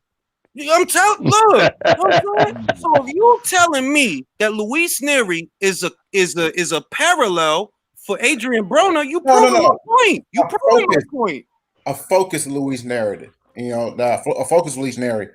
Bro, Like, the only time he was focused was when he was on Clenbuterol. That's when he was focused. When he's on Clenbuterol, yeah, he was focused, all right. Ever since then, he go in there with Dominican Payano. Shout out to Payano, my countryman. He go in there with Dominican Payano looking all confused and shit. Yo, look, man, Emmanuel Rodriguez fuck around would have gave him a good fight, but Emmanuel wasn't gonna put up with the bullshit. hey, let me ask you this question. Somebody, who the fuck says Anu is ducking Rigo? Sean Newton just said that. Asked me a question. Now that's because I saw the same thing that Sean I've saw. seen that. I've seen that too. But that hold on. That bothered me just because in a recent article on Boxing Scene, it said Rigo said that he couldn't fight in the World Boxing Super Series because of weight. But then once the tournament's over, he goes and fights at bantamweight for the regular title. Like that really bothered me. But see, look, this what I'm gonna say. This what I'm gonna say. At the end of the day, ain't nobody dumb over here. What's he knew? Who he with? Who he with? ESPN, top rank. Who's Rigo with? Who's Rigo? Ain't Rigo with the PBC? Yes, he PBC, is. yeah. Yeah. Didn't he just give us this song and dance with Lomachenko? Yep. So that's what this is, bro. That's what this is. That's all. I'm asking because I knew he's my guy, so I was like, and I actually entertained that fight 4 years ago. I'll tell you what, man. All right. It's not that I'm against Rigo getting the fight. I'm not against him getting the fight if he wants to fight. I'm really not. Like, if you feel you got what it takes, please go get him. Then go get him. I'm for the fights. I'm a fight fan. Go get his ass. But I do not believe for a second that Rigo and his team look at that as a feasible fight. Why? You don't have a belt for this man to win. He's belt hunting. His next fight is Casemiro. You don't have a belt. That fight got cancelled, unfortunately. But you know what? I have a solution. Casemiro's meant to be fighting Greer. Why doesn't a new Rigo headline that card and have that fight then? Josh Greer? Yeah, Josh Greer is fighting against Casemiro. Wow. I like that guy. I like that kid too. I like him too, John, and I'm gonna say this to you as like sweetly as I can. That kid's getting punished. I don't know why they fed him up to Casemiro like that. That's brutal. They see something that I don't see. Like, yo, it's too soon for Greer to fight this kid. Be like, fight Casemiro. Like, why y'all doing that to him? Opportunities. That's what that was my whole argument with Ugas. Give that man a shot. If you're ready, here you go. More like baptism by fire, man. Jeez. You never know. You never know. You never know. You never know. But remember this. Who picked Floyd to take Morales? I look, at the end of the day, like anything can happen in boxing, right? But let's remember, Casemiro, this dude's a 3-weight world champion. Right? He's a 3-weight world champion. He's coming off of a brutal knockout win over Zolani Tete, who opened the favorite in the World Boxing Super Series, by the way. Yeah. And Zolani Tete held the record for the fastest knockout in bantamweight history. Now, if you're looking at it like that, and then you go, you know what, Josh, just go in there. I'm sure your last opponent, who was ranked number 72 in the world, got you prepared to go in with this 3-weight world champion, bro. That would have been more like this. Anthony Yard, he didn't fight Kovalev, but instead they threw him in with Beterbiev. Exactly. Oh, yeah, okay. It's too much. I mean, I believe it or not, I believe in that formula, sink or swim, because in order for a diamond to come out the rough, shit got to get rough. That's what has to happen. Floyd didn't have it easy. Manny didn't have it easy. None of them did. They didn't have it easy. They put the work in. And they answered it. I think we win as boxing fans with that fight. We win. I mean, I hope Greer's ready for it because, yo, listen, man, this ain't no motherfucker that's on the slide. He not. All right? Like, I hope he ready for it. Hope he ready for it. Yeah, because if not, he going to get his soul took. It's one of them things like, look, man, I don't know if Verdejo, right? Look, Verdejo started losing fights, right? When you get your ass beat, I don't know if you gonna be able to come back. That's why I be saying that shit. They're like, look, man, sometimes a motherfucker get his ass beat and it change you, dog. It'll change you. You be changed like a transformer. All right. The right ass kicking will make you a different person, man. Action Douglas. He No, ain't been Julius. Julius, bro. make sure in future you speak facts, okay? You got it wrong. You said Felix Verdejo loses fights. He's only lost one lost fight. one. Yeah, my fault. I'm bugging out. I'm Yeah. bugging. You can't be doing that. The second you say plural, everybody's gonna be like, Ring like you don't know what the fuck he's talking about. Yeah, I'll be forgetting everybody's anal. Everybody got anal beads in boxing. Like, motherfucker can't say an S at the right time, but motherfuckers will run around saying Eddie Hearns like he Tommy Hearns. Yo, Like, Eddie the Fast Car Hearns. I like real it. shit. I like Real it, bro. shit. But as far as all right, what's some other shit that caught my attention? That Gassiev shit is on my mind, man. Cause I don't give a shit. Really? I take a Hellenius fight. I take that. I take Kovnowski. But who I think it's more likely though. Abdi Daftaev, bro. Give me Look, I that. get you, Julius. Julius just wants Apti in there with anybody. Yes. Julius just wants to see Apti back in action. That's what I Julius even want to wants. see Abdi fuck somebody up because either he gonna get fucked up real bad or he's gonna fuck somebody up real bad. Julius, do you know what how you fight I fight. want for Apti? It's sink or swim. Him and Arslanbek Makhmedov. I Sink said or swim this. for the two of them. I The said, unrapeable one versus the rapist. Let's have it. But you know what? You know what? No, listen. You know why I do? You know why I'm not as psyched for that fight? Because I know that I feel the unrapeable one to win that fight, bro. That's cool, bro. But like at the end of the day, you've got the unrapeable one versus the mass rapist. Let's go, bro. Let's go. That is the funniest description I've ever heard. If you look at Abdi Daftaev, right, he looked like he's responsible for all rapes in the United States for the last 40 fucking years, bro. He has So does Makhmedov, bro, to be fair. the dude has the eternal rape face. Like he about to rape you. Look at like, bro, why you looking at me like that? Like shit. Dude has the eternal Central Park rape face, man. But I want to see him fight Gassiev because you know what? Abdi's undefeated, yes, but he's also unproven. Gassiev needs to prove some shit, so it's the right fight. If I can't get that, can I get Gassiev versus Tyrone Spong? Well, I tell you what you are going to that would be a good fight. Julius, can I tell you what you are actually going to get? What I'm going to get? Now, you're probably going to get him fighting against Jonathan Royce. And the reason for that is he pulled out of a fight because he didn't have enough time. This is Gassiev to get ready. This isn't Gassiev. This is Abdi Davtoyev on the screen right now. But Gassiev pulled out of the fight with Jerry Forrest because he didn't have enough time. He had 6 weeks for Jerry Forrest, so you'll be lucky if you're not getting a 20-0, 95% knockout ratio fucking fighter in the ring with you. Yeah, I mean, in all honesty, after 2 years of inactivity, nah, not right away. Not right away. You think So maybe Jonathan Royce, and if you fuck around with Jonathan Royce, he'll beat you on points. By the way, he can box. Yeah, Dude can box, man. If anything, you know what? You know that I don't think they won't put him in there with Rice. They're gonna call on the ghost of Chaz Witherspoon.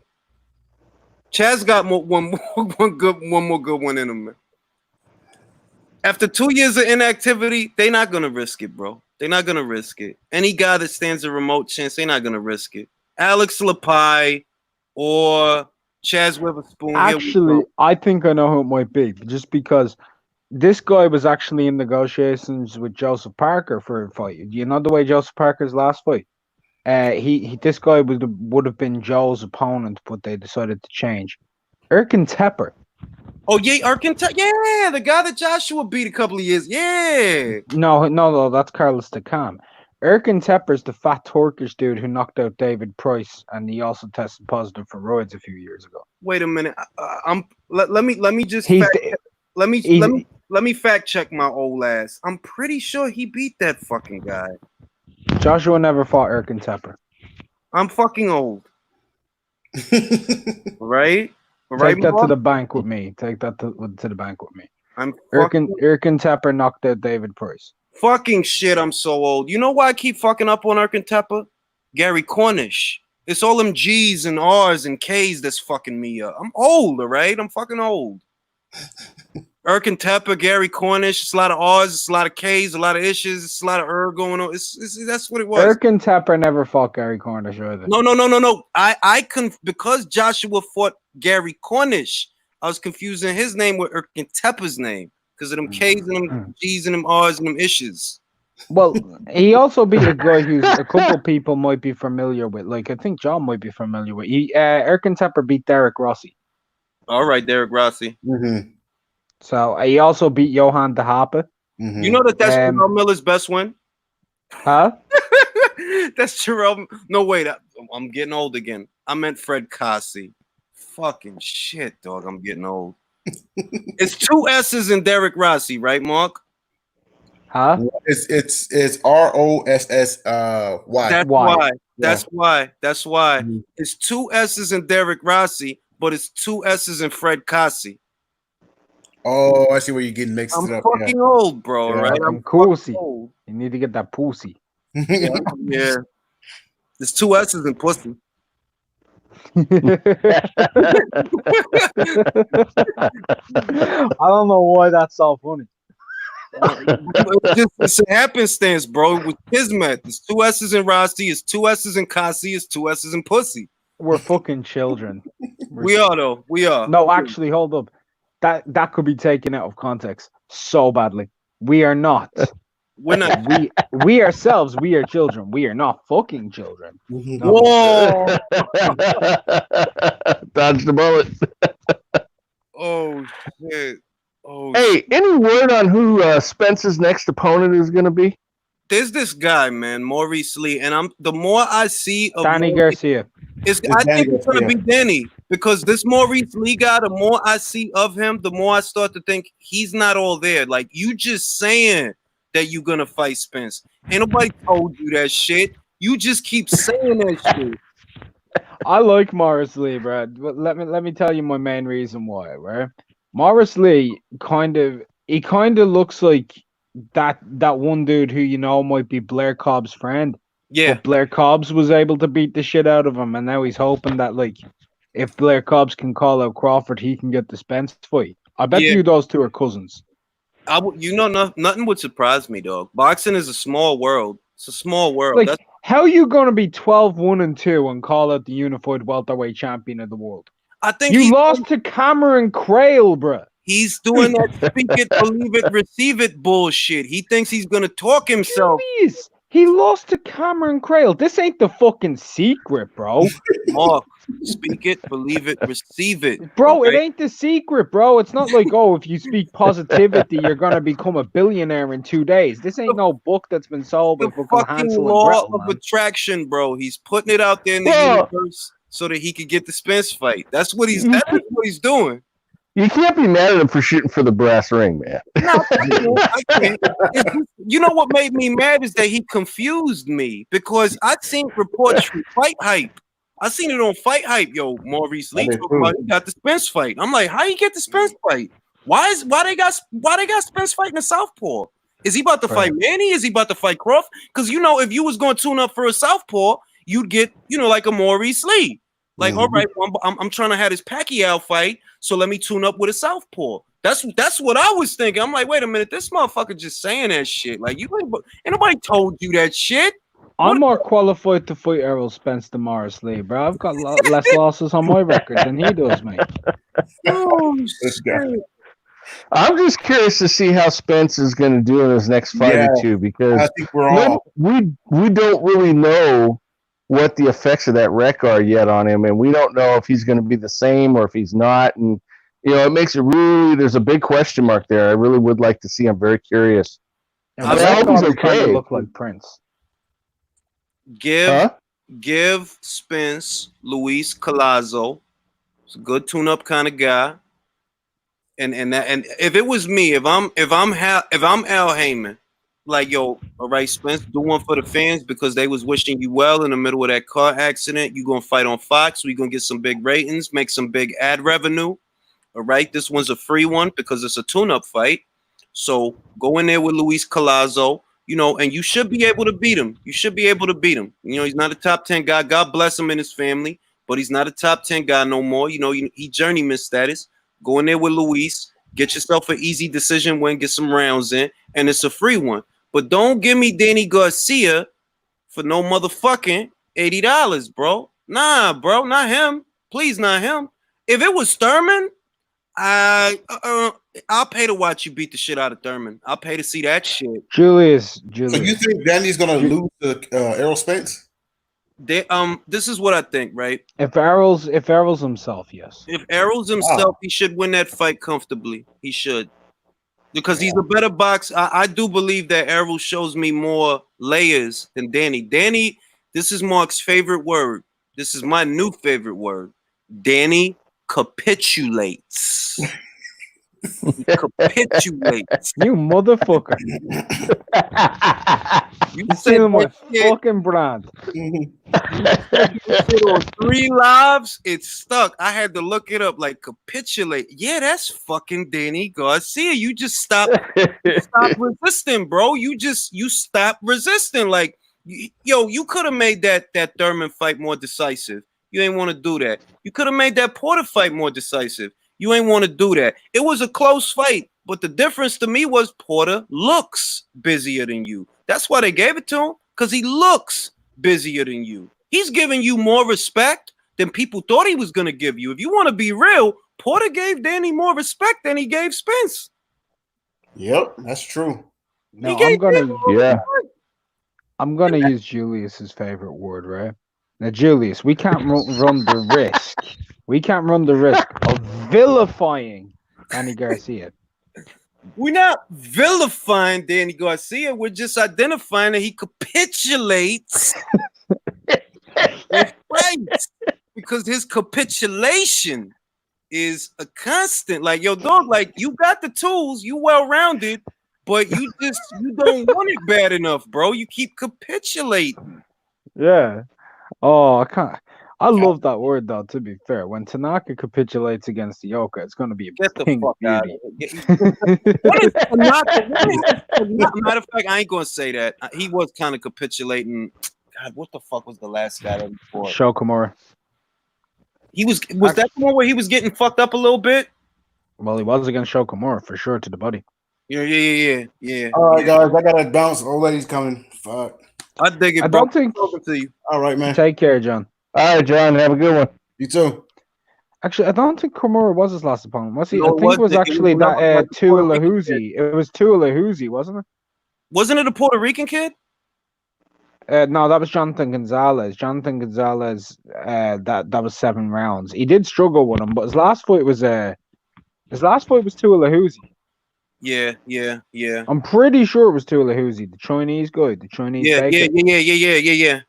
I did a video on that shit. was. I did a video on that shit. Yeah, But he's not gonna capitulate against Kazuto Ioka because Kazuto knows that he don't want that fight. He know that shit, bro. He knows that shit. He knows what's coming. By the jagged teeth of fucking Kosei Tanaka. Yo, that motherfucker teeth, man. Bruh, I'm telling you right now, bro.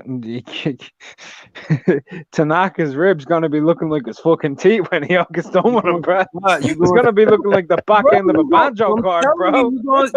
You gonna see. I got a question. What's the story on Donnie fucking Nietes? Is he retired or what? No, Donnie Nietes, and I quote, is vacating the WBO belt in search of the bigger fights. And That since was then, he hasn't over a fought. year ago, bro. No, Julie. That was in 2018. That was 2 years ago, bro. 2018 is the last fight. Donnie Nietes had. Listen, man. I fucking said it.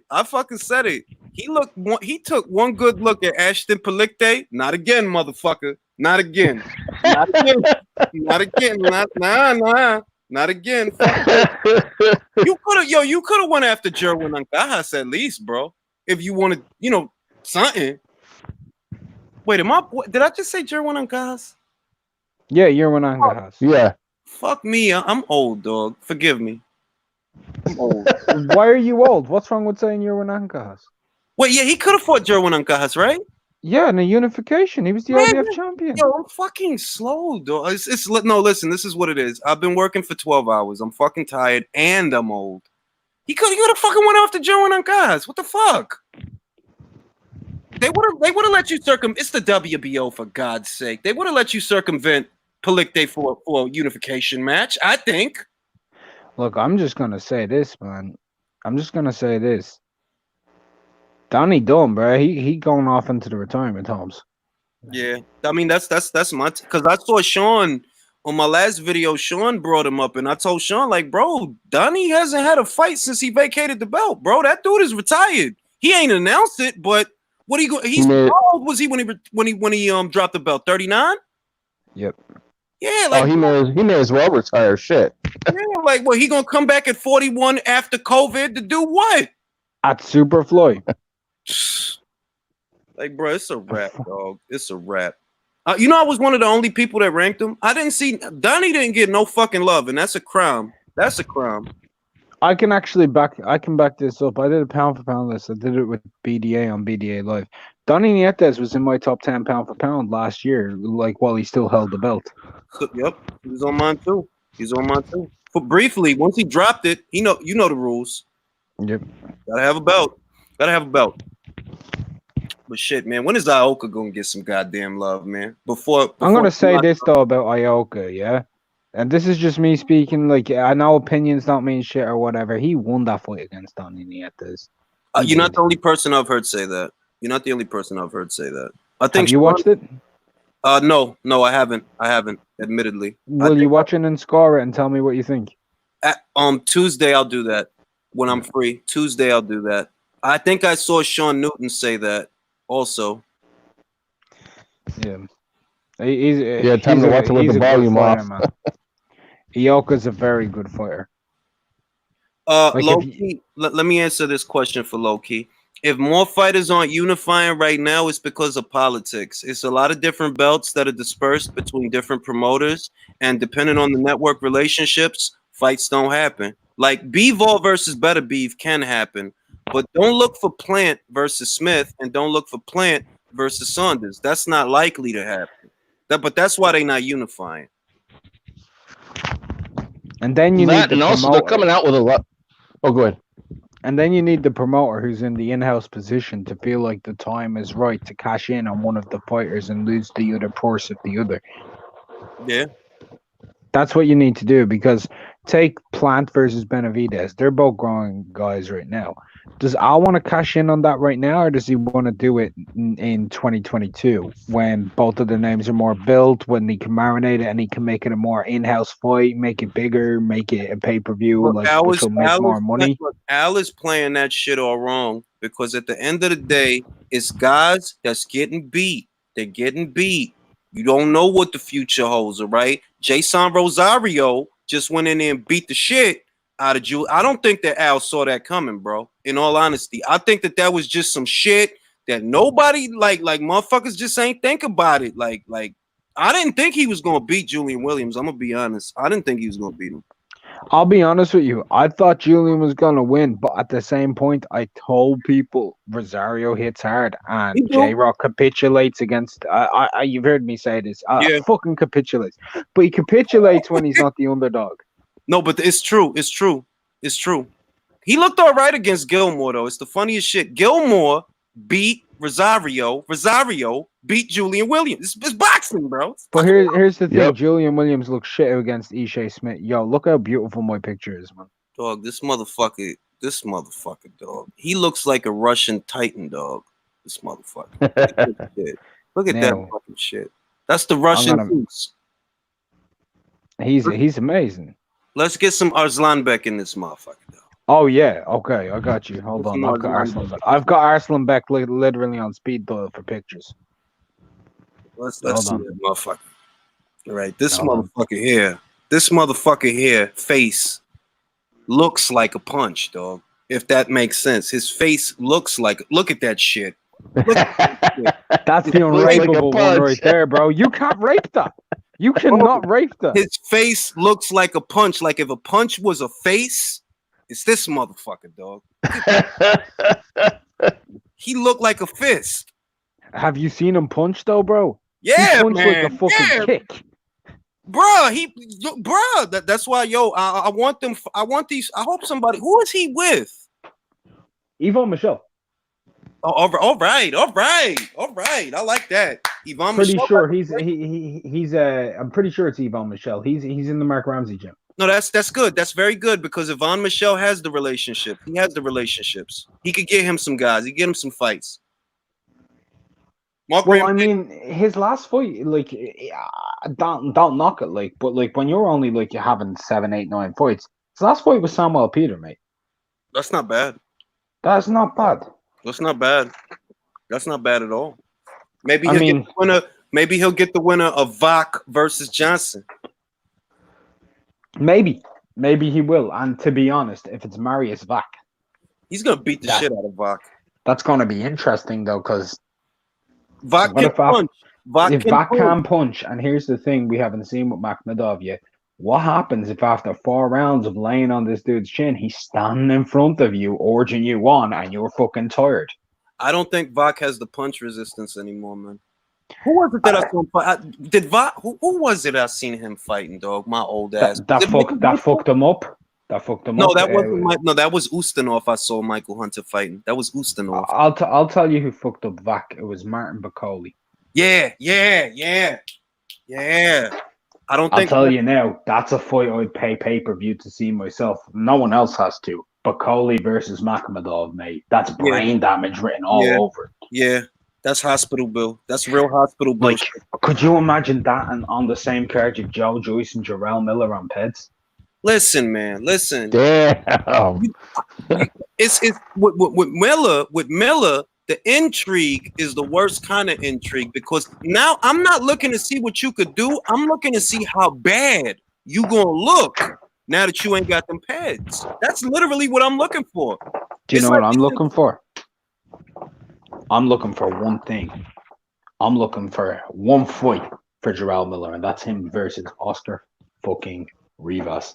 And you see, that Bro. card makes sense because then Miller versus Rivas, and then Makhmedov versus Bacoli. He That won't- whole thing makes sense. Ooh, bro. what a slugfest. He won't fucking fight. Yo, listen, man. He won't I'm telling you right now, he won't take that fight, bro.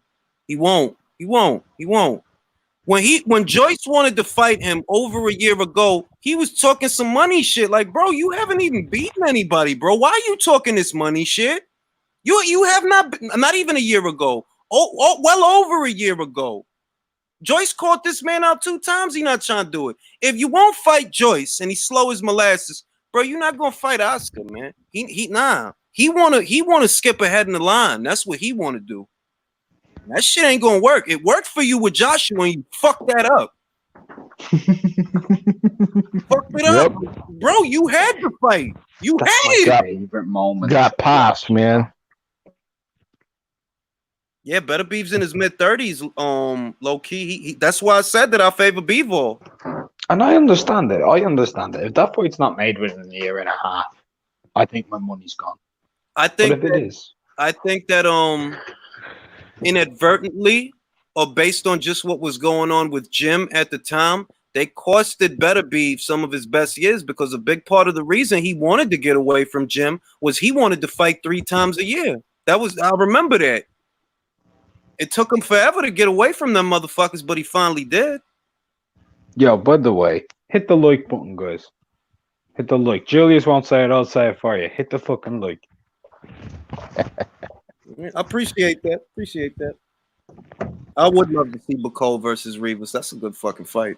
It's a real good fucking fight. Bro. Give me the right to make any heavyweight card in the world 6 fucking fights.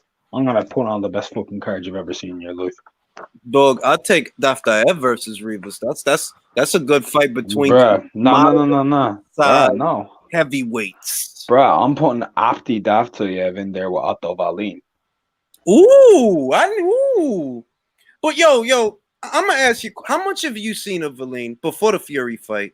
I saw him destroy Adrian Granat. I saw him in a couple of his other fights. Seen him in the amateurs. I knew he was a solid fighter. Is he consistently that guy that he Yes, was. that's his stuff. Because I saw him on the undercard for Shields versus somebody. And he didn't look like that guy, man. When he's fighting against better level opposition, that's how he fights. Like when he fought Granat, who was a top 40 heavyweight at the time, Adrian Granat, he fucking annihilated him, mate. Made Granat look like piss. Granat's good enough to give guys like Hellenius work, so I wouldn't be surprised if Valin's just a little bit above Hellenius level or Gerald Washington level. I'd put money on Otto Valin to destroy Jermaine Franklin. All right. Well, he definitely brings some intrigue into some fights. I can say that. Yeah, he does. He does because I mean he did a hell of a lot better against Fury than Wilder did. Shit. Oh boy, yeah, big time. You know what I was thinking about? If this fucking arm surgery shit is true, man, Wilder is really in the shit. Yeah, Ass whooping, bicep surgery. Fuck me, dog.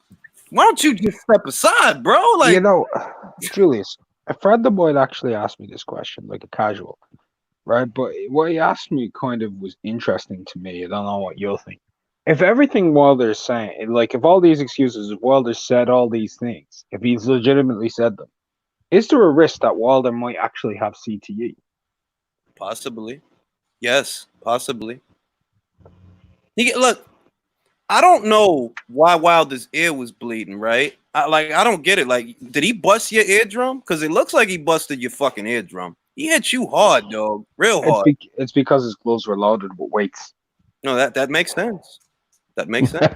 Egg weights. Hey, here's a question. Did you say shake weights? Egg weights. Egg weights. I thought you said shake weights, bro. I was gonna Fucking piss myself egg laughing. weights. Imagine. Hey, any word on Breakhouse and Shields locking horn at all? Nah, I mean, look, this the shit, right? Breakhouse is fighting McCaskill, isn't she? Yeah, and she's gonna fight Taylor after that, and it go back to the same shit as before that. You gotta pay to play, bro. Breakus is not no. Breakus been making money, bro. She came to America just because she can, just because she Right. Break is making bread, bro. That's what I'm saying. Like, so if Showtime is not gonna put up the kind of bread that Matchroom is gonna put up, oh motherfucking well, like I'm gonna go over here. They offering me more money. It is what it is. You know she's the Right. biggest combat star in her country. Yep. Pay-per-view. That- Been on Male or female. She's been on pay-per-view in Norway, bro. And Norway got money, bro.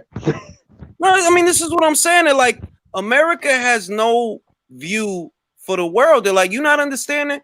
I'm not bending over for you, Clarissa. Your network that you with, they don't got the kind of money that I want. I'm sorry. Right. I'm sorry, but they don't have it. So if Eddie Hearn is gonna offer me this cash to fight, I'm gonna take it, bro. I'm 38 years old. What the fuck? Honest question though, Julius. This is a weird ass one, but what makes more money? Breakers versus Taylor or Clarissa versus Layla Ali? Because that's kind of like a sideshow fight, and they tend to do well. And All right, you got that name, Ali. I'm gonna tell you the truth. I'm gonna tell you the truth. Katie doesn't get to tap into her full potential, and that's my problem when I bring up Katie. If Katie Taylor versus Cecilia Breakus were in Ireland, I'd say Taylor versus Breakus. Well, yeah, because I'll tell you right now, it does a 60,000 seat gate. I'm telling you, I figured she has a following, but she doesn't get to capitalize on it. So in terms of, okay, if it's this world, Let me tell you her following, Julius. Every woman in this country knows who she is. she's fucking amazing, dog. Every woman in Ireland knows. She's fucking amazing, dog. My grand aunt knows who Katie Taylor is. She's fucking amazing, dog.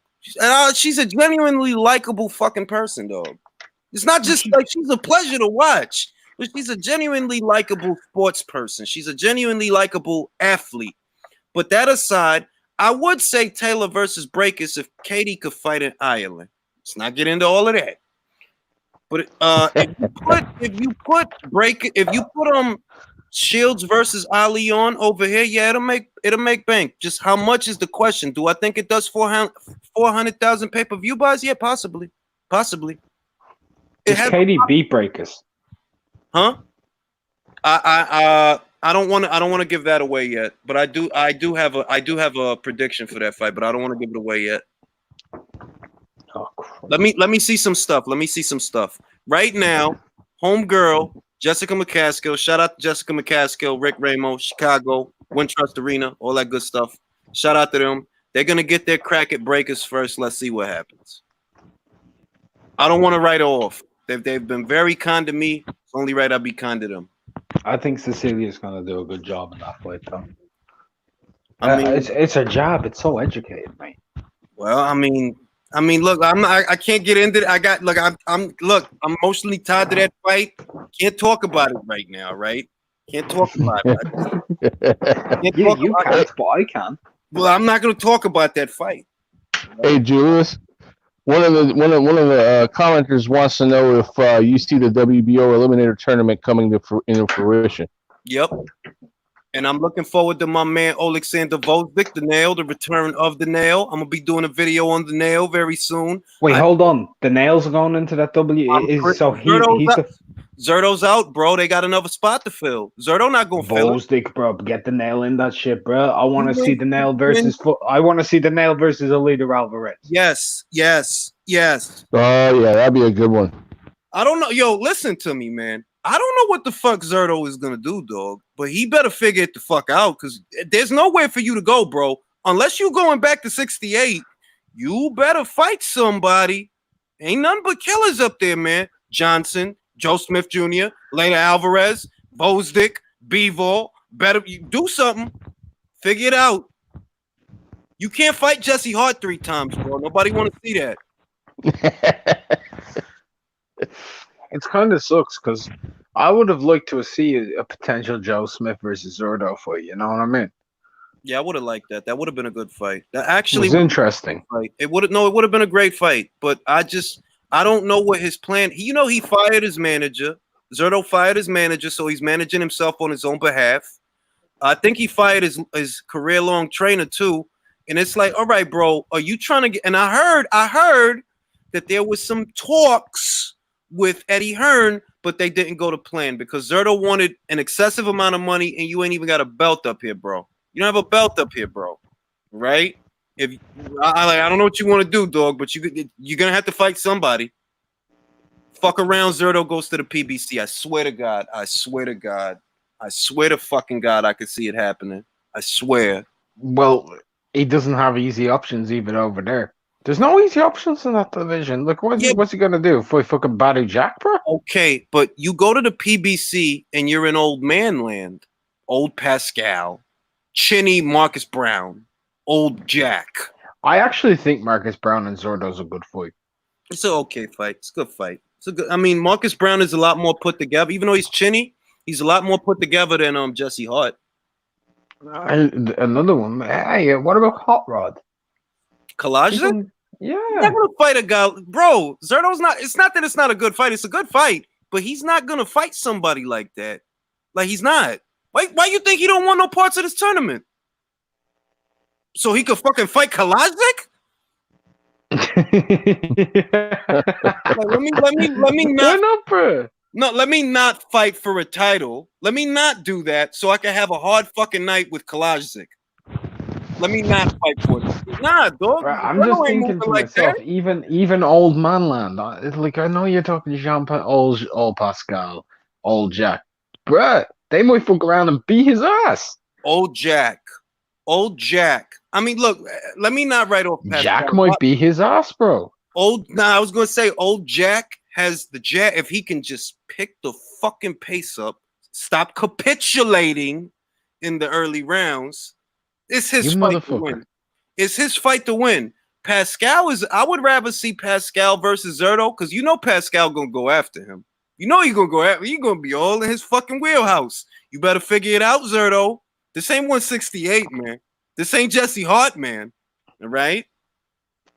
He'll go after. Oh, do you know who could be a fight though for Zerto that they might do? Seals. Oh yeah. That might not be bad. Who was he? Yeah, he fought Alvarez, right? He fought a leader. He got knocked out, but he can crack himself. Yeah, he can. Yeah, he can. But once again, this is Zerto, bro. Yeah, why is he? Why would he? I'll tell you why he'd go somewhere else and fight Seals because it stops him from fighting Joe Smith. True. I don't know how do you see that fight, man? What fight? Smith, Zerto.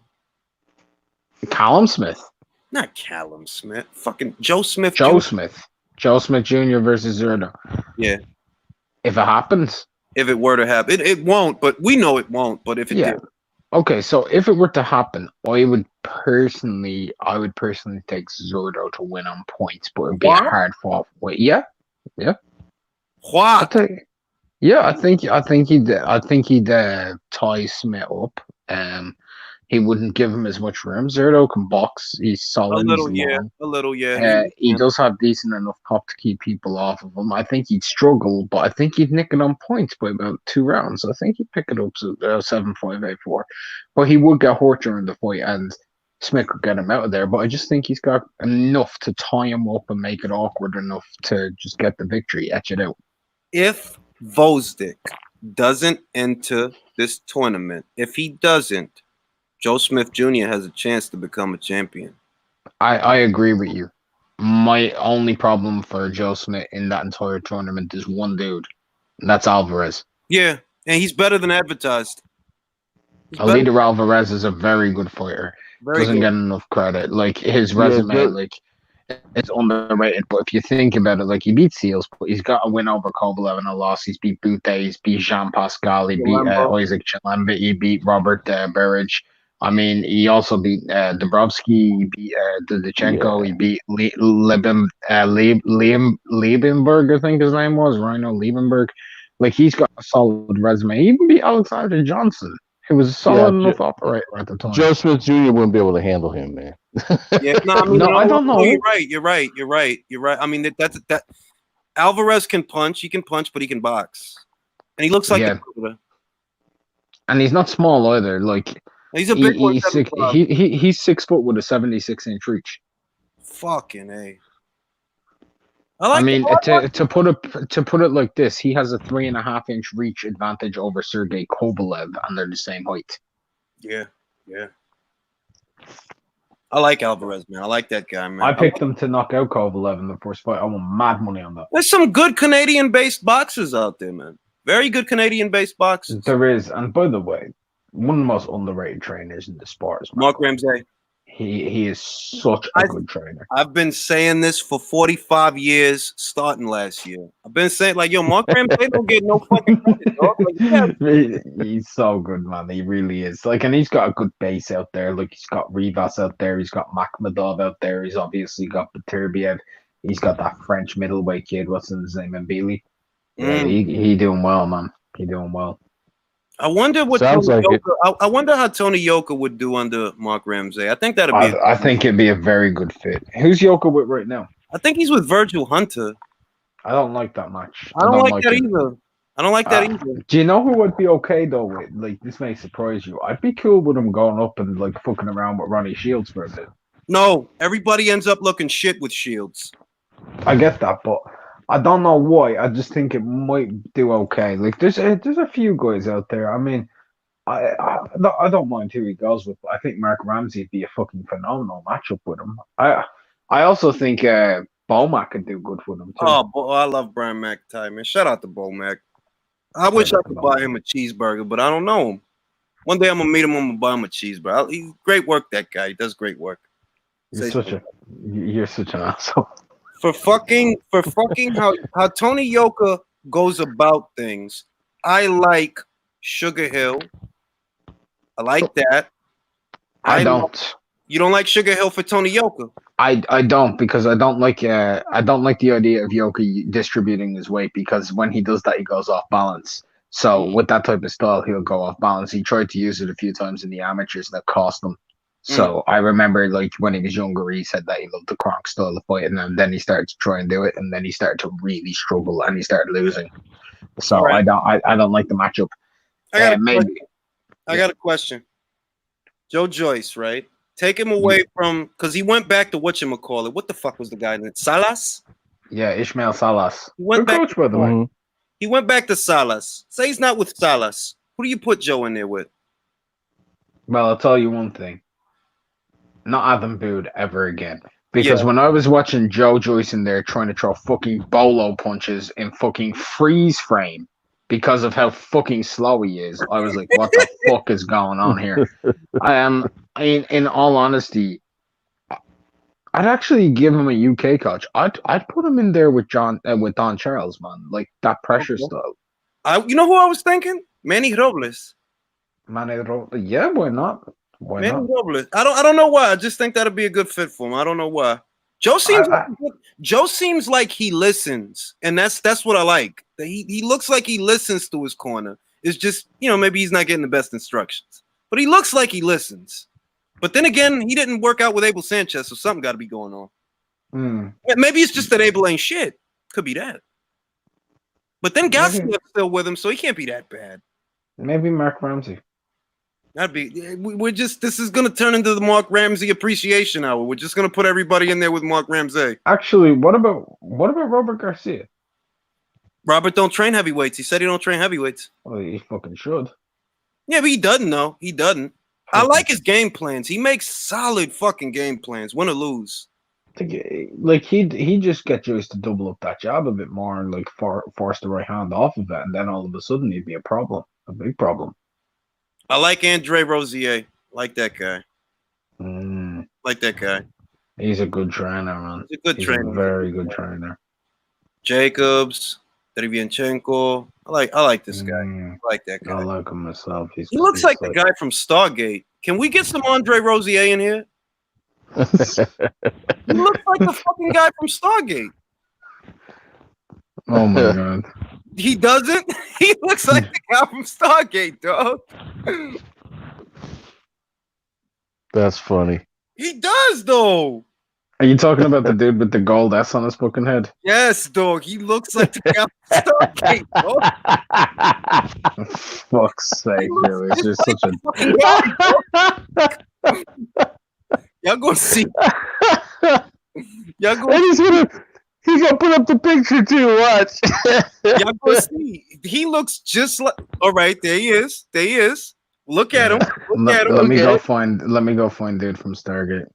Just stare at Andre Rosier for 10 seconds and look at the ceiling and blink. He looks just like the fucking guy, man. I swear to God, he looks just like him. Fuck's sake. He does look like him, bro. I fucking told you he looks just like the guy. Bro, he fucking looks like him, bro. Oh, he up the picture. Yes. Hold on, bro. Wait, I don't have Stargate fucking pictures automatically on fucking point, bro. That's like fucking.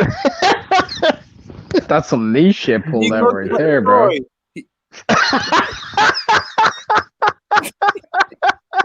There's a slight resemblance. The only thing is the guy from Stargate has a bigger jawline. That's the difference. Yeah. He got a little more weight in his face, but yeah. Jesus Christ, this guy's head. I'm telling you right now, bro. Like that dude, where his hairline would originally meet up, is perfectly in line with the start of his fucking jawline. Like, look at that shit; it's perfectly in line. Bro, I was wrong. That looks like Joe Joyce. It's like fucking Joe Joyce, man.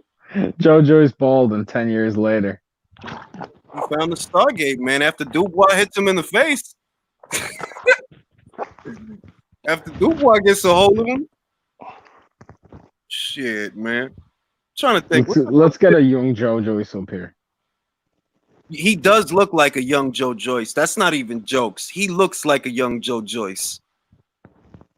Where'd Mark go? Well, gotta post. I don't know. Let me post the link in the shit. But yeah, man. Joe Joyce. I don't know. I don't know how I feel about him being with Salas, because if things were going the way they were supposed to be going, he would have never left. Right. I think he went through like 3 different. Yeah, he did. He went through Salas, Abel Sanchez for a little while, a short while. Yeah, it was like a blip. Yeah, it was like a blip. Like, he didn't do a lot under Abel. I don't know why. I never found out why he left that gym. I guess he just didn't like the way Abel did things. I don't know. Exactly like him. Exactly. Look at this. Look at this shit. That's not him. That's not him. That's not him from Stargate. Bro, that's him from Stargate, dog. That's him from fucking found the Stargate. Fucking found it. That's not him. That's not him. That's the fucking guy from Stargate, dog. That's a fucking Joe Joyce. It's a fucking Joe Joyce. He's fuck. Does Dubois crack the top 5? Where the fuck did Mark go? I don't know. I think he cracks the top 5 low key. I think he does. But give him time. Give him time. Just give him time. Yeah, It's he's got to crazy. develop. But you know what? Let's put up the best avatar ever, okay? All right. Let's get Doesn't matter what anybody says. This man's the GOAT. This guy's the GOAT, dog. Joe. It's the GOAT. Ernie Shavers, everybody. Brad's Tony Harrison. How is that Tony Harrison, dog? I was Battle Brad. He was calling Joe Tony Harrison. I don't know how the fuck. How do you get Tony Harrison from Joe? That's Ernie fucking. If that's anybody, that's Ernie fucking Shavers. You got me, man. I'm just saying. It kind of looks like a bite-sized Marvin Hagler. No, he doesn't look. Hagler has a really round fucking face. That's true. His Joe's head is oblong, like Ernie Shavers' head was oblong. All right, let's ask Ernie Shavers. Troy, who does Yes, Joe, sir. who does Joe remind you more of? Battle said that Joe reminds him of Tony Harrison. I don't see it. I see Ernie Shavers. Joe Joyce? No. The Joe the singer, Joe the R&B. No, you know Joe. I wanna know. Oh, he does. Yeah, okay. I see the slight resemblance. I don't know what's between him and Ernie, but he's slim. Ernie could be his uncle. That's what I mean. Because Battle said, and I don't understand this. He said he reminds him of Tony Harris. I'm like, how, dog? Full screen. How? How do you get Full Tony? screen me, bro. Full screen me. You see the resemblance. Joe. Yeah. That's Joe, man. A hunched up Joe, bro. Very angry Joe. Very, very angry Joe. Very hard hitting Joe. Very hard hitting Joe. Okay, I got a question for you guys. Who do you think is the one sleeper in the heavyweight division that a lot of people aren't noticing? That's a really good question because there's a lot of good guys. Are we talking prospects? Or are we talking all over? Both prospects and the top 10 and all that, or just or the just who do you think is a sleeper in this division? Okay, I think Daniel Dubois is getting too much press, so I won't mention. I'm not gonna put him in this shit. He's getting too much press. I also think Filip Hrgović is heavily touted too as a prospect. Honestly, like a lot of people are sleeping on Yoka, man. The quality of his movement. He moves like a little guy, but he's 6'6", but he has the range of motion and the quality of his movements. You'd think he was a fucking middleweight. Do you know who else is kind of like that, by the way, Julius? Ivan Doichko. I'll look him up. Wait, is that the Russian guy? For Kazakhstan. All right, there's this guy. He's trying to look like Ivan Drago. Who is this guy? You know the guy. Oh, that's who looks like Ivan Drago. Steve USSR Robinson. That's the guy. That's the fucking guy. Why does he want to be Drago of all fucking people? I don't know, bro. They're marketing him that way. I Spartan Icons. All right. I've got a question for Troy. But Troy is busy. All right. Troy. No. Oh, no, go ahead. Blair Cobb. All right, I got this question. Are you familiar with Blair Cobbs? Nah, who is that, man? Golden Boy fighter. He likes to do the Ric Flair woo. Oh, God, okay. All right. Blair Cobbs, Blair Cobbs, Time Machine, Sugar Ray Robinson. Who wins? You said Sugar Ray? Yeah. You know, I have to see the brother fight to give you an answer. I mean, tell me what his Troy, style is like. Troy. Huh? Right. Let me make this easier for you, right? Right. Okay. Who wins in a fight, right? You with a Yeah. shotgun or a paraplegic mummy?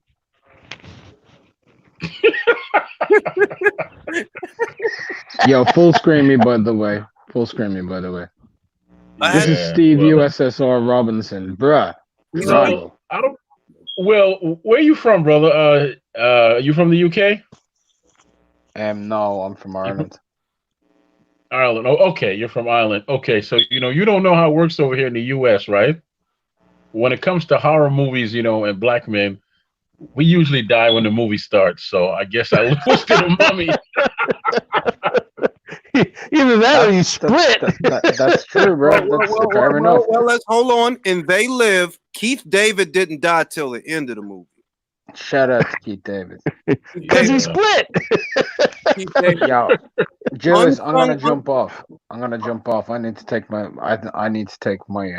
my nighttime shit before I go to sleep. All right, man. Good talking to you. Keith Have a good one, David, Mark. unsung hero of American cinema. He's been in all kinds of movies. Keith David.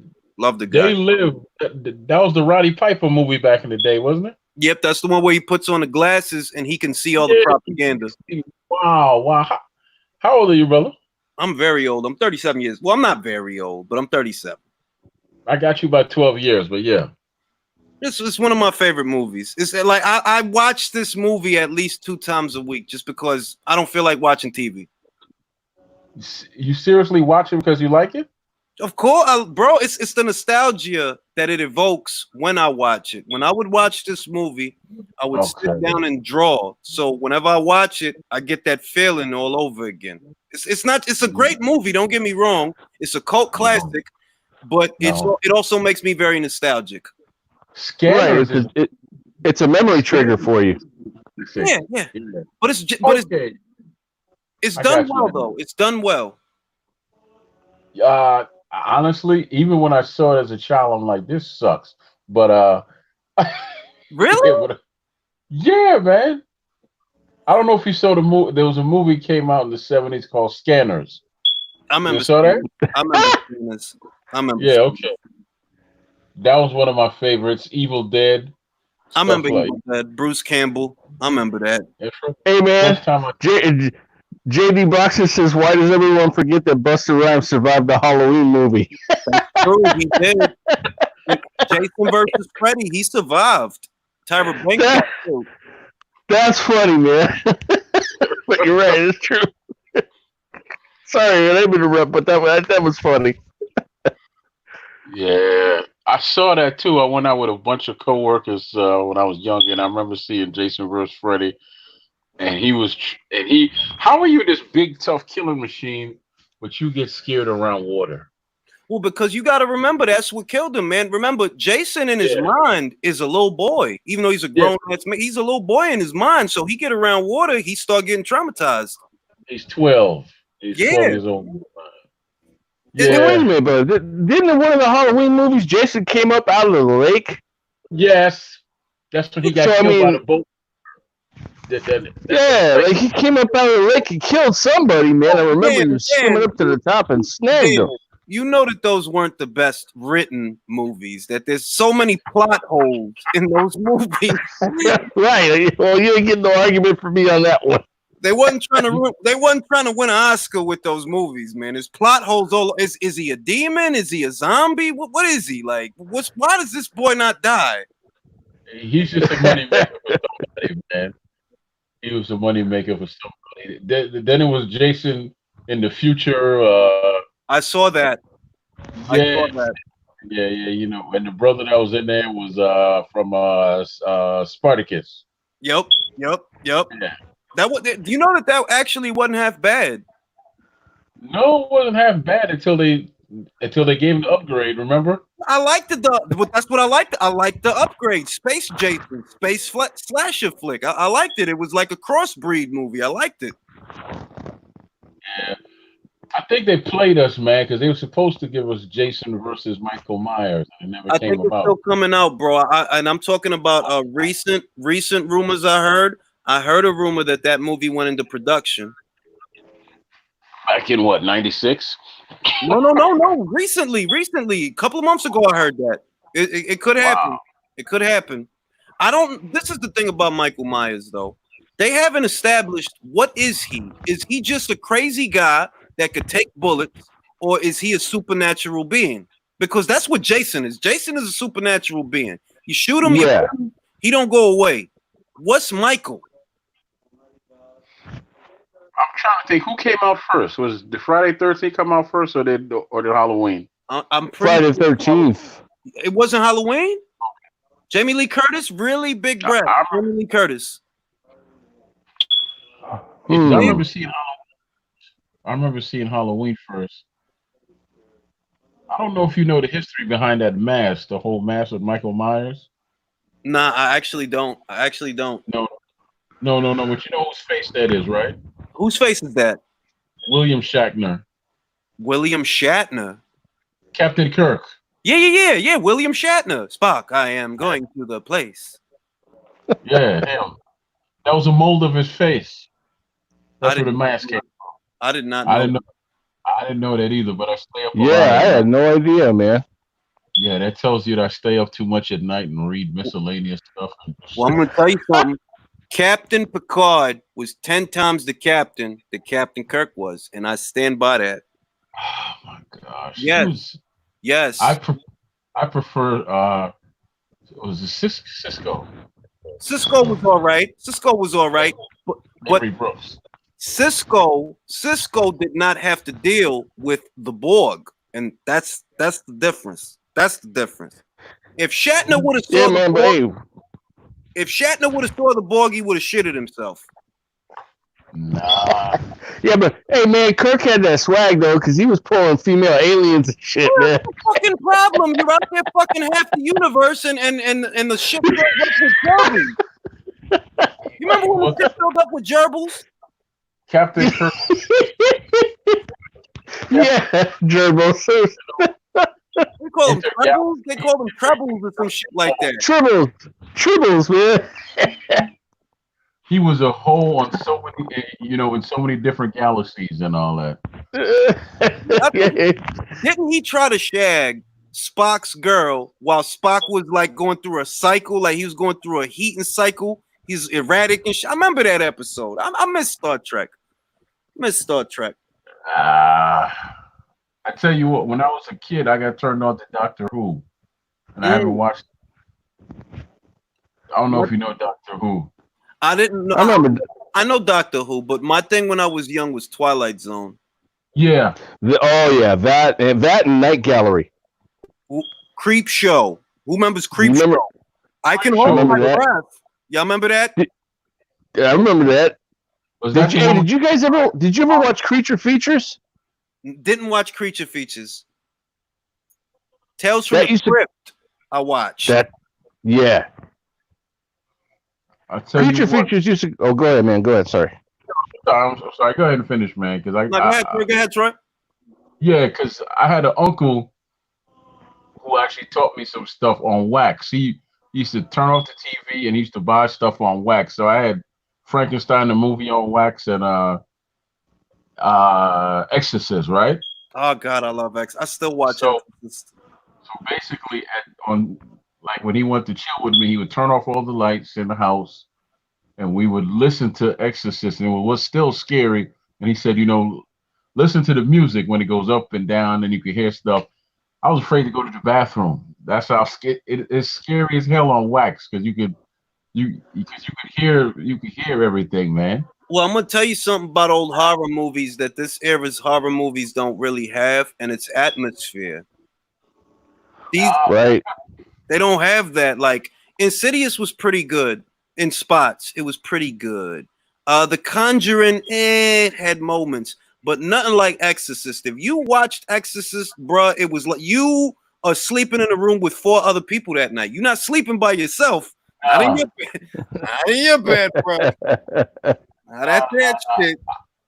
I can tell what about the Amityville Horror, man? Oh yeah. Eddie Murphy had the best line about that. I don't know if you remember that from his first stand-up. The one where he wore the purple leather suit? Red. That was Raw. That was Delirious. Raw. I thought Yeah, wasn't it Delirious? Yep, exactly. Yeah, And he was in the red leather suit. I remember that. Yeah. He was saying that his family moved into the house, and the house spoke to them and told him to get out. He's like, "Sorry, we got to leave, baby. We got to leave." Well, Richard Pryor did a bit about The Exorcist too. He's talking about, he's like, if black people was in the movie, it would have been about 5 minutes long. And the minute we walked in the house, hello, goodbye. Had me rolling.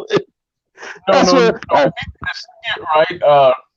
That actually came to mind. He did a skit where he was a preacher and he went to the house. There was two of the preachers there, and then the demons start talking about his mama. He said, "What you say about my mama?" Oh, that was Saturday Night Live, man. That was Saturday Night Live. Man. He started going off on it. It's like hitting her and shit. Yeah. I remember that. That was like the first couple seasons of Saturday Night Live because that used to come on too late night. I used to watch that all the time, man. Yeah, That's when it was good. But I didn't know he was really beefing with Chevy Chase. I didn't know that because they did that skit, and he was like, Chevy Chase was throwing words out there, right? Mm-hmm. Oh yeah, and he said the N word, and he said dead hockey. Dead honkhead, yeah. From what I remember, they were exchanging racial slurs back and forth, man. From what I remember, Chevy had a reputation, even though he had an era. There was the Chevy Chase era, National Lampoons and all of that. But I heard he was an asshole, man. That's what they used to say. Yeah, I heard that too. Did you guys ever see the Samurai episode with John Belushi and Richard Pryor? No. I didn't see that. That was hilarious. I think it was a Samurai Hotel. That shit was hilarious. They almost had a fight, and John Belushi's character said, "Yo, mama, son," and Richard Pryor pulled his sword and cut something in half. And John Belushi, to use your word, Julius, John Belushi capitulated. He's like, all right. I hear what you're saying. He picked up the bags and just took them. Like, okay, I got you. If you guys get a chance, check that out, man. That scene was hilarious. All right. This is a boxing channel, so we're gonna have to touch on some kind of boxing.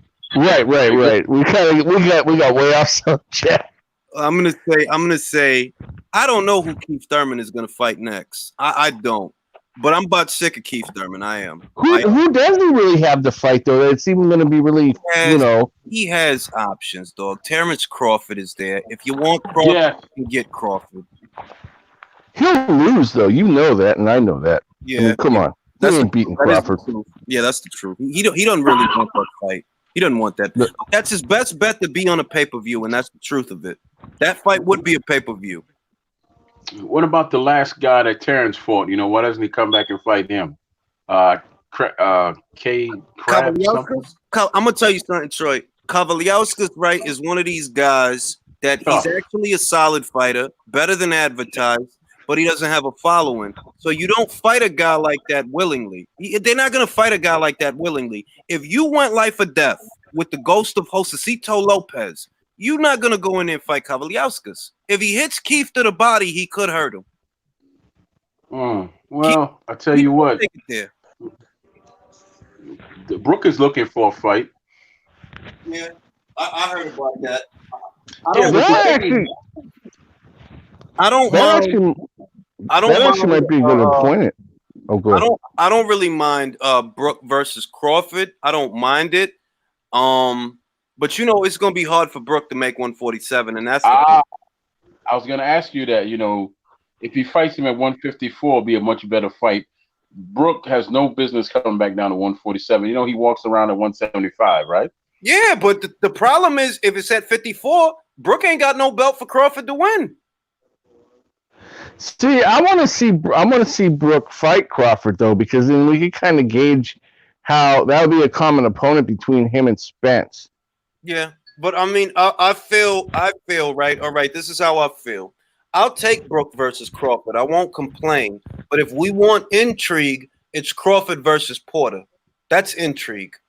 That's a fight where you're like, okay, now I don't know if it's going to get messy for Crawford. Can he handle the guy? I feel Crawford can handle him personally. My prediction would be Crawford, and I actually believe Crawford can stop him, but it's still a great fight, and I think it's a better fight slightly than the Brook fight. It's just I'm not a big complainer. If he ends up with Brook, I'll take it. I'll take it. He could stop I him. like seeing with Porter. Body. Sean is a rough, tough dude, man. He is. He is. He's to me. Well, he gives it his all, man. I mean, I respect him because I mean he comes full bore. You know, you getting 100% from him every time. Well, everybody was so critical of him for years. I saw people criticize Sean, and I'm like, I don't know why they're complaining. Every time Sean's in there, I enjoy the fight. Every time. Berto, Granados, Garcia. Every time he's in there, I enjoy the fight. A lot of people gave him stuff because he was smothering his own work, and I understand that, but he still makes it a tough fight for the other guy. I like what he does in there because it's still a good fight. He give you something to have to work around. Right, he definitely makes it a challenge for sure. I'll take Porter versus Crawford. I'll take Brook versus Crawford. Any one of those fights are fine by me. Any one of those fights.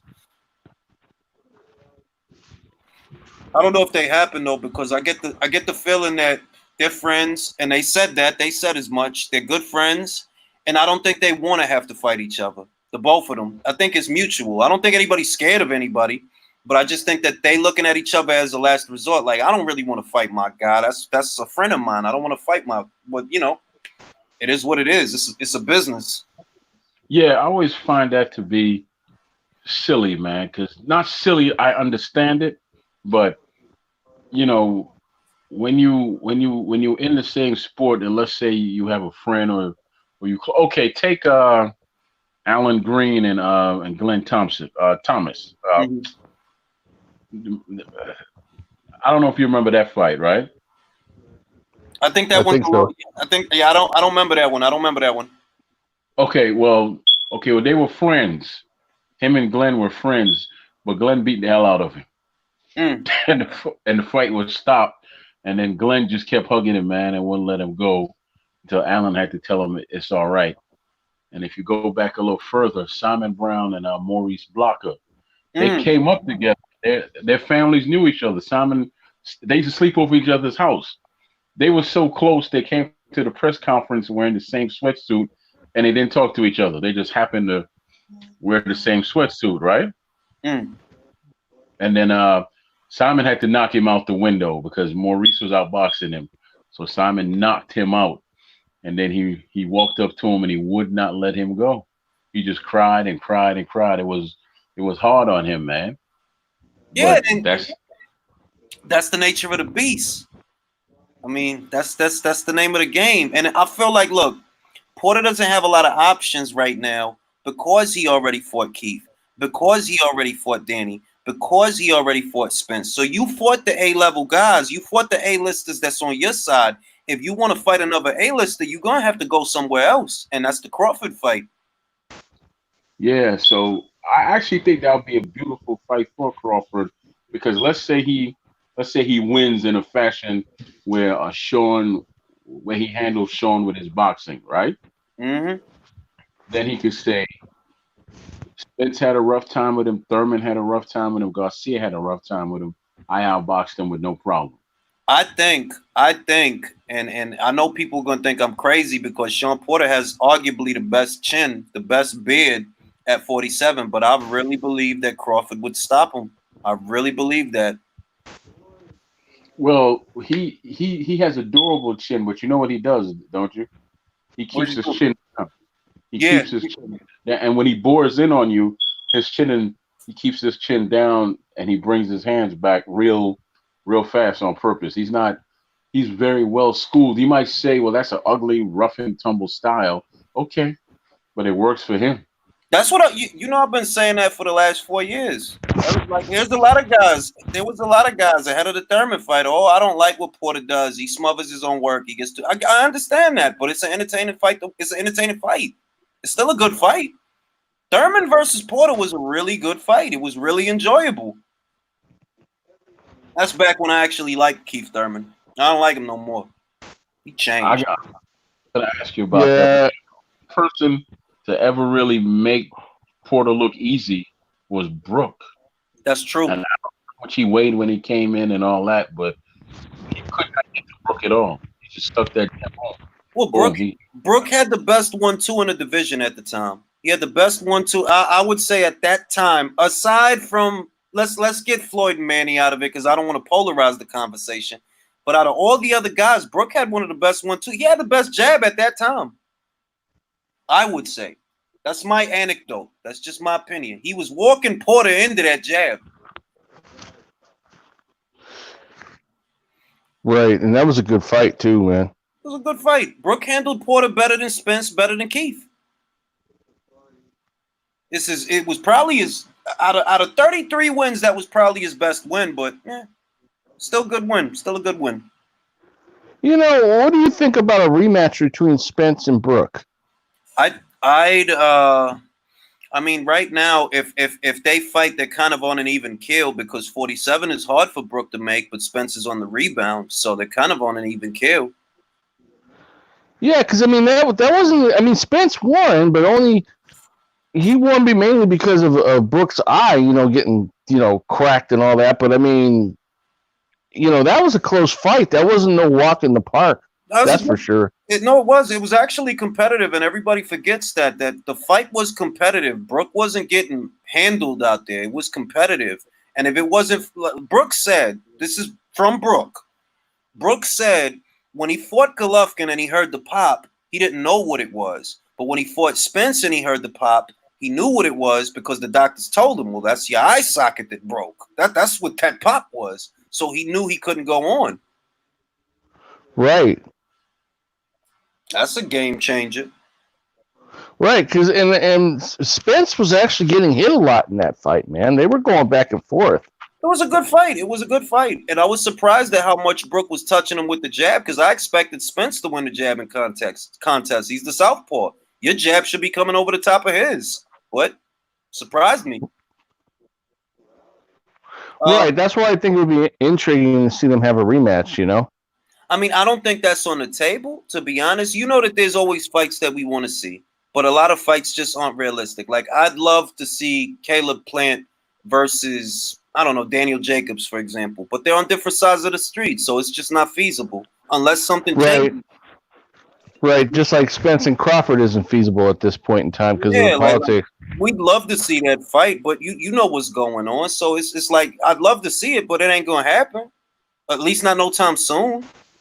As far as let me answer Nicholas Parra's question. Virgil, it's a good fight, Nicholas. It's not that it's not a good fight. It's a good fight, but I don't think that Virgil's gonna get those guys. He's a golden boy fighter. They don't have the relationships to where they would match their guys against their other guys. The relationships is not there. I hate hearing that across the street nonsense because, to be honest with you, throughout the history of the sport, everybody has made a way for. Anytime Bob Arum and Don King could work together after they threatened each other and just called each other the most worst names in the book you could think of. Anybody could work together. I don't want to hear that. Of course, it's that some people are using that as a reason for fights not to happen, and the fights end up not happening. These days, the promoters are so concerned with the relationships they have with networks, they don't want to sacrifice content going to some other network because they make all these commitments to a Fox or to a Showtime to where you get the fighters saying, oh, well, I'm loyal to this network. I'm loyal to this. Like, come on, dog. You either want to fight the people in your division or you don't. And it sounds like you don't. And you using this network stuff as an excuse. Because there are other fighters like Lomachenko Linares. That was Golden Boy versus Top Rank. Hooker versus Ramirez. Hooker versus Ramirez. Matchroom versus Top Rank. Like it's other other promoters are having fights. It's just one particular group that don't want to cross the street. That when it comes to making them A-level fights, they just don't be wanting to cross the street.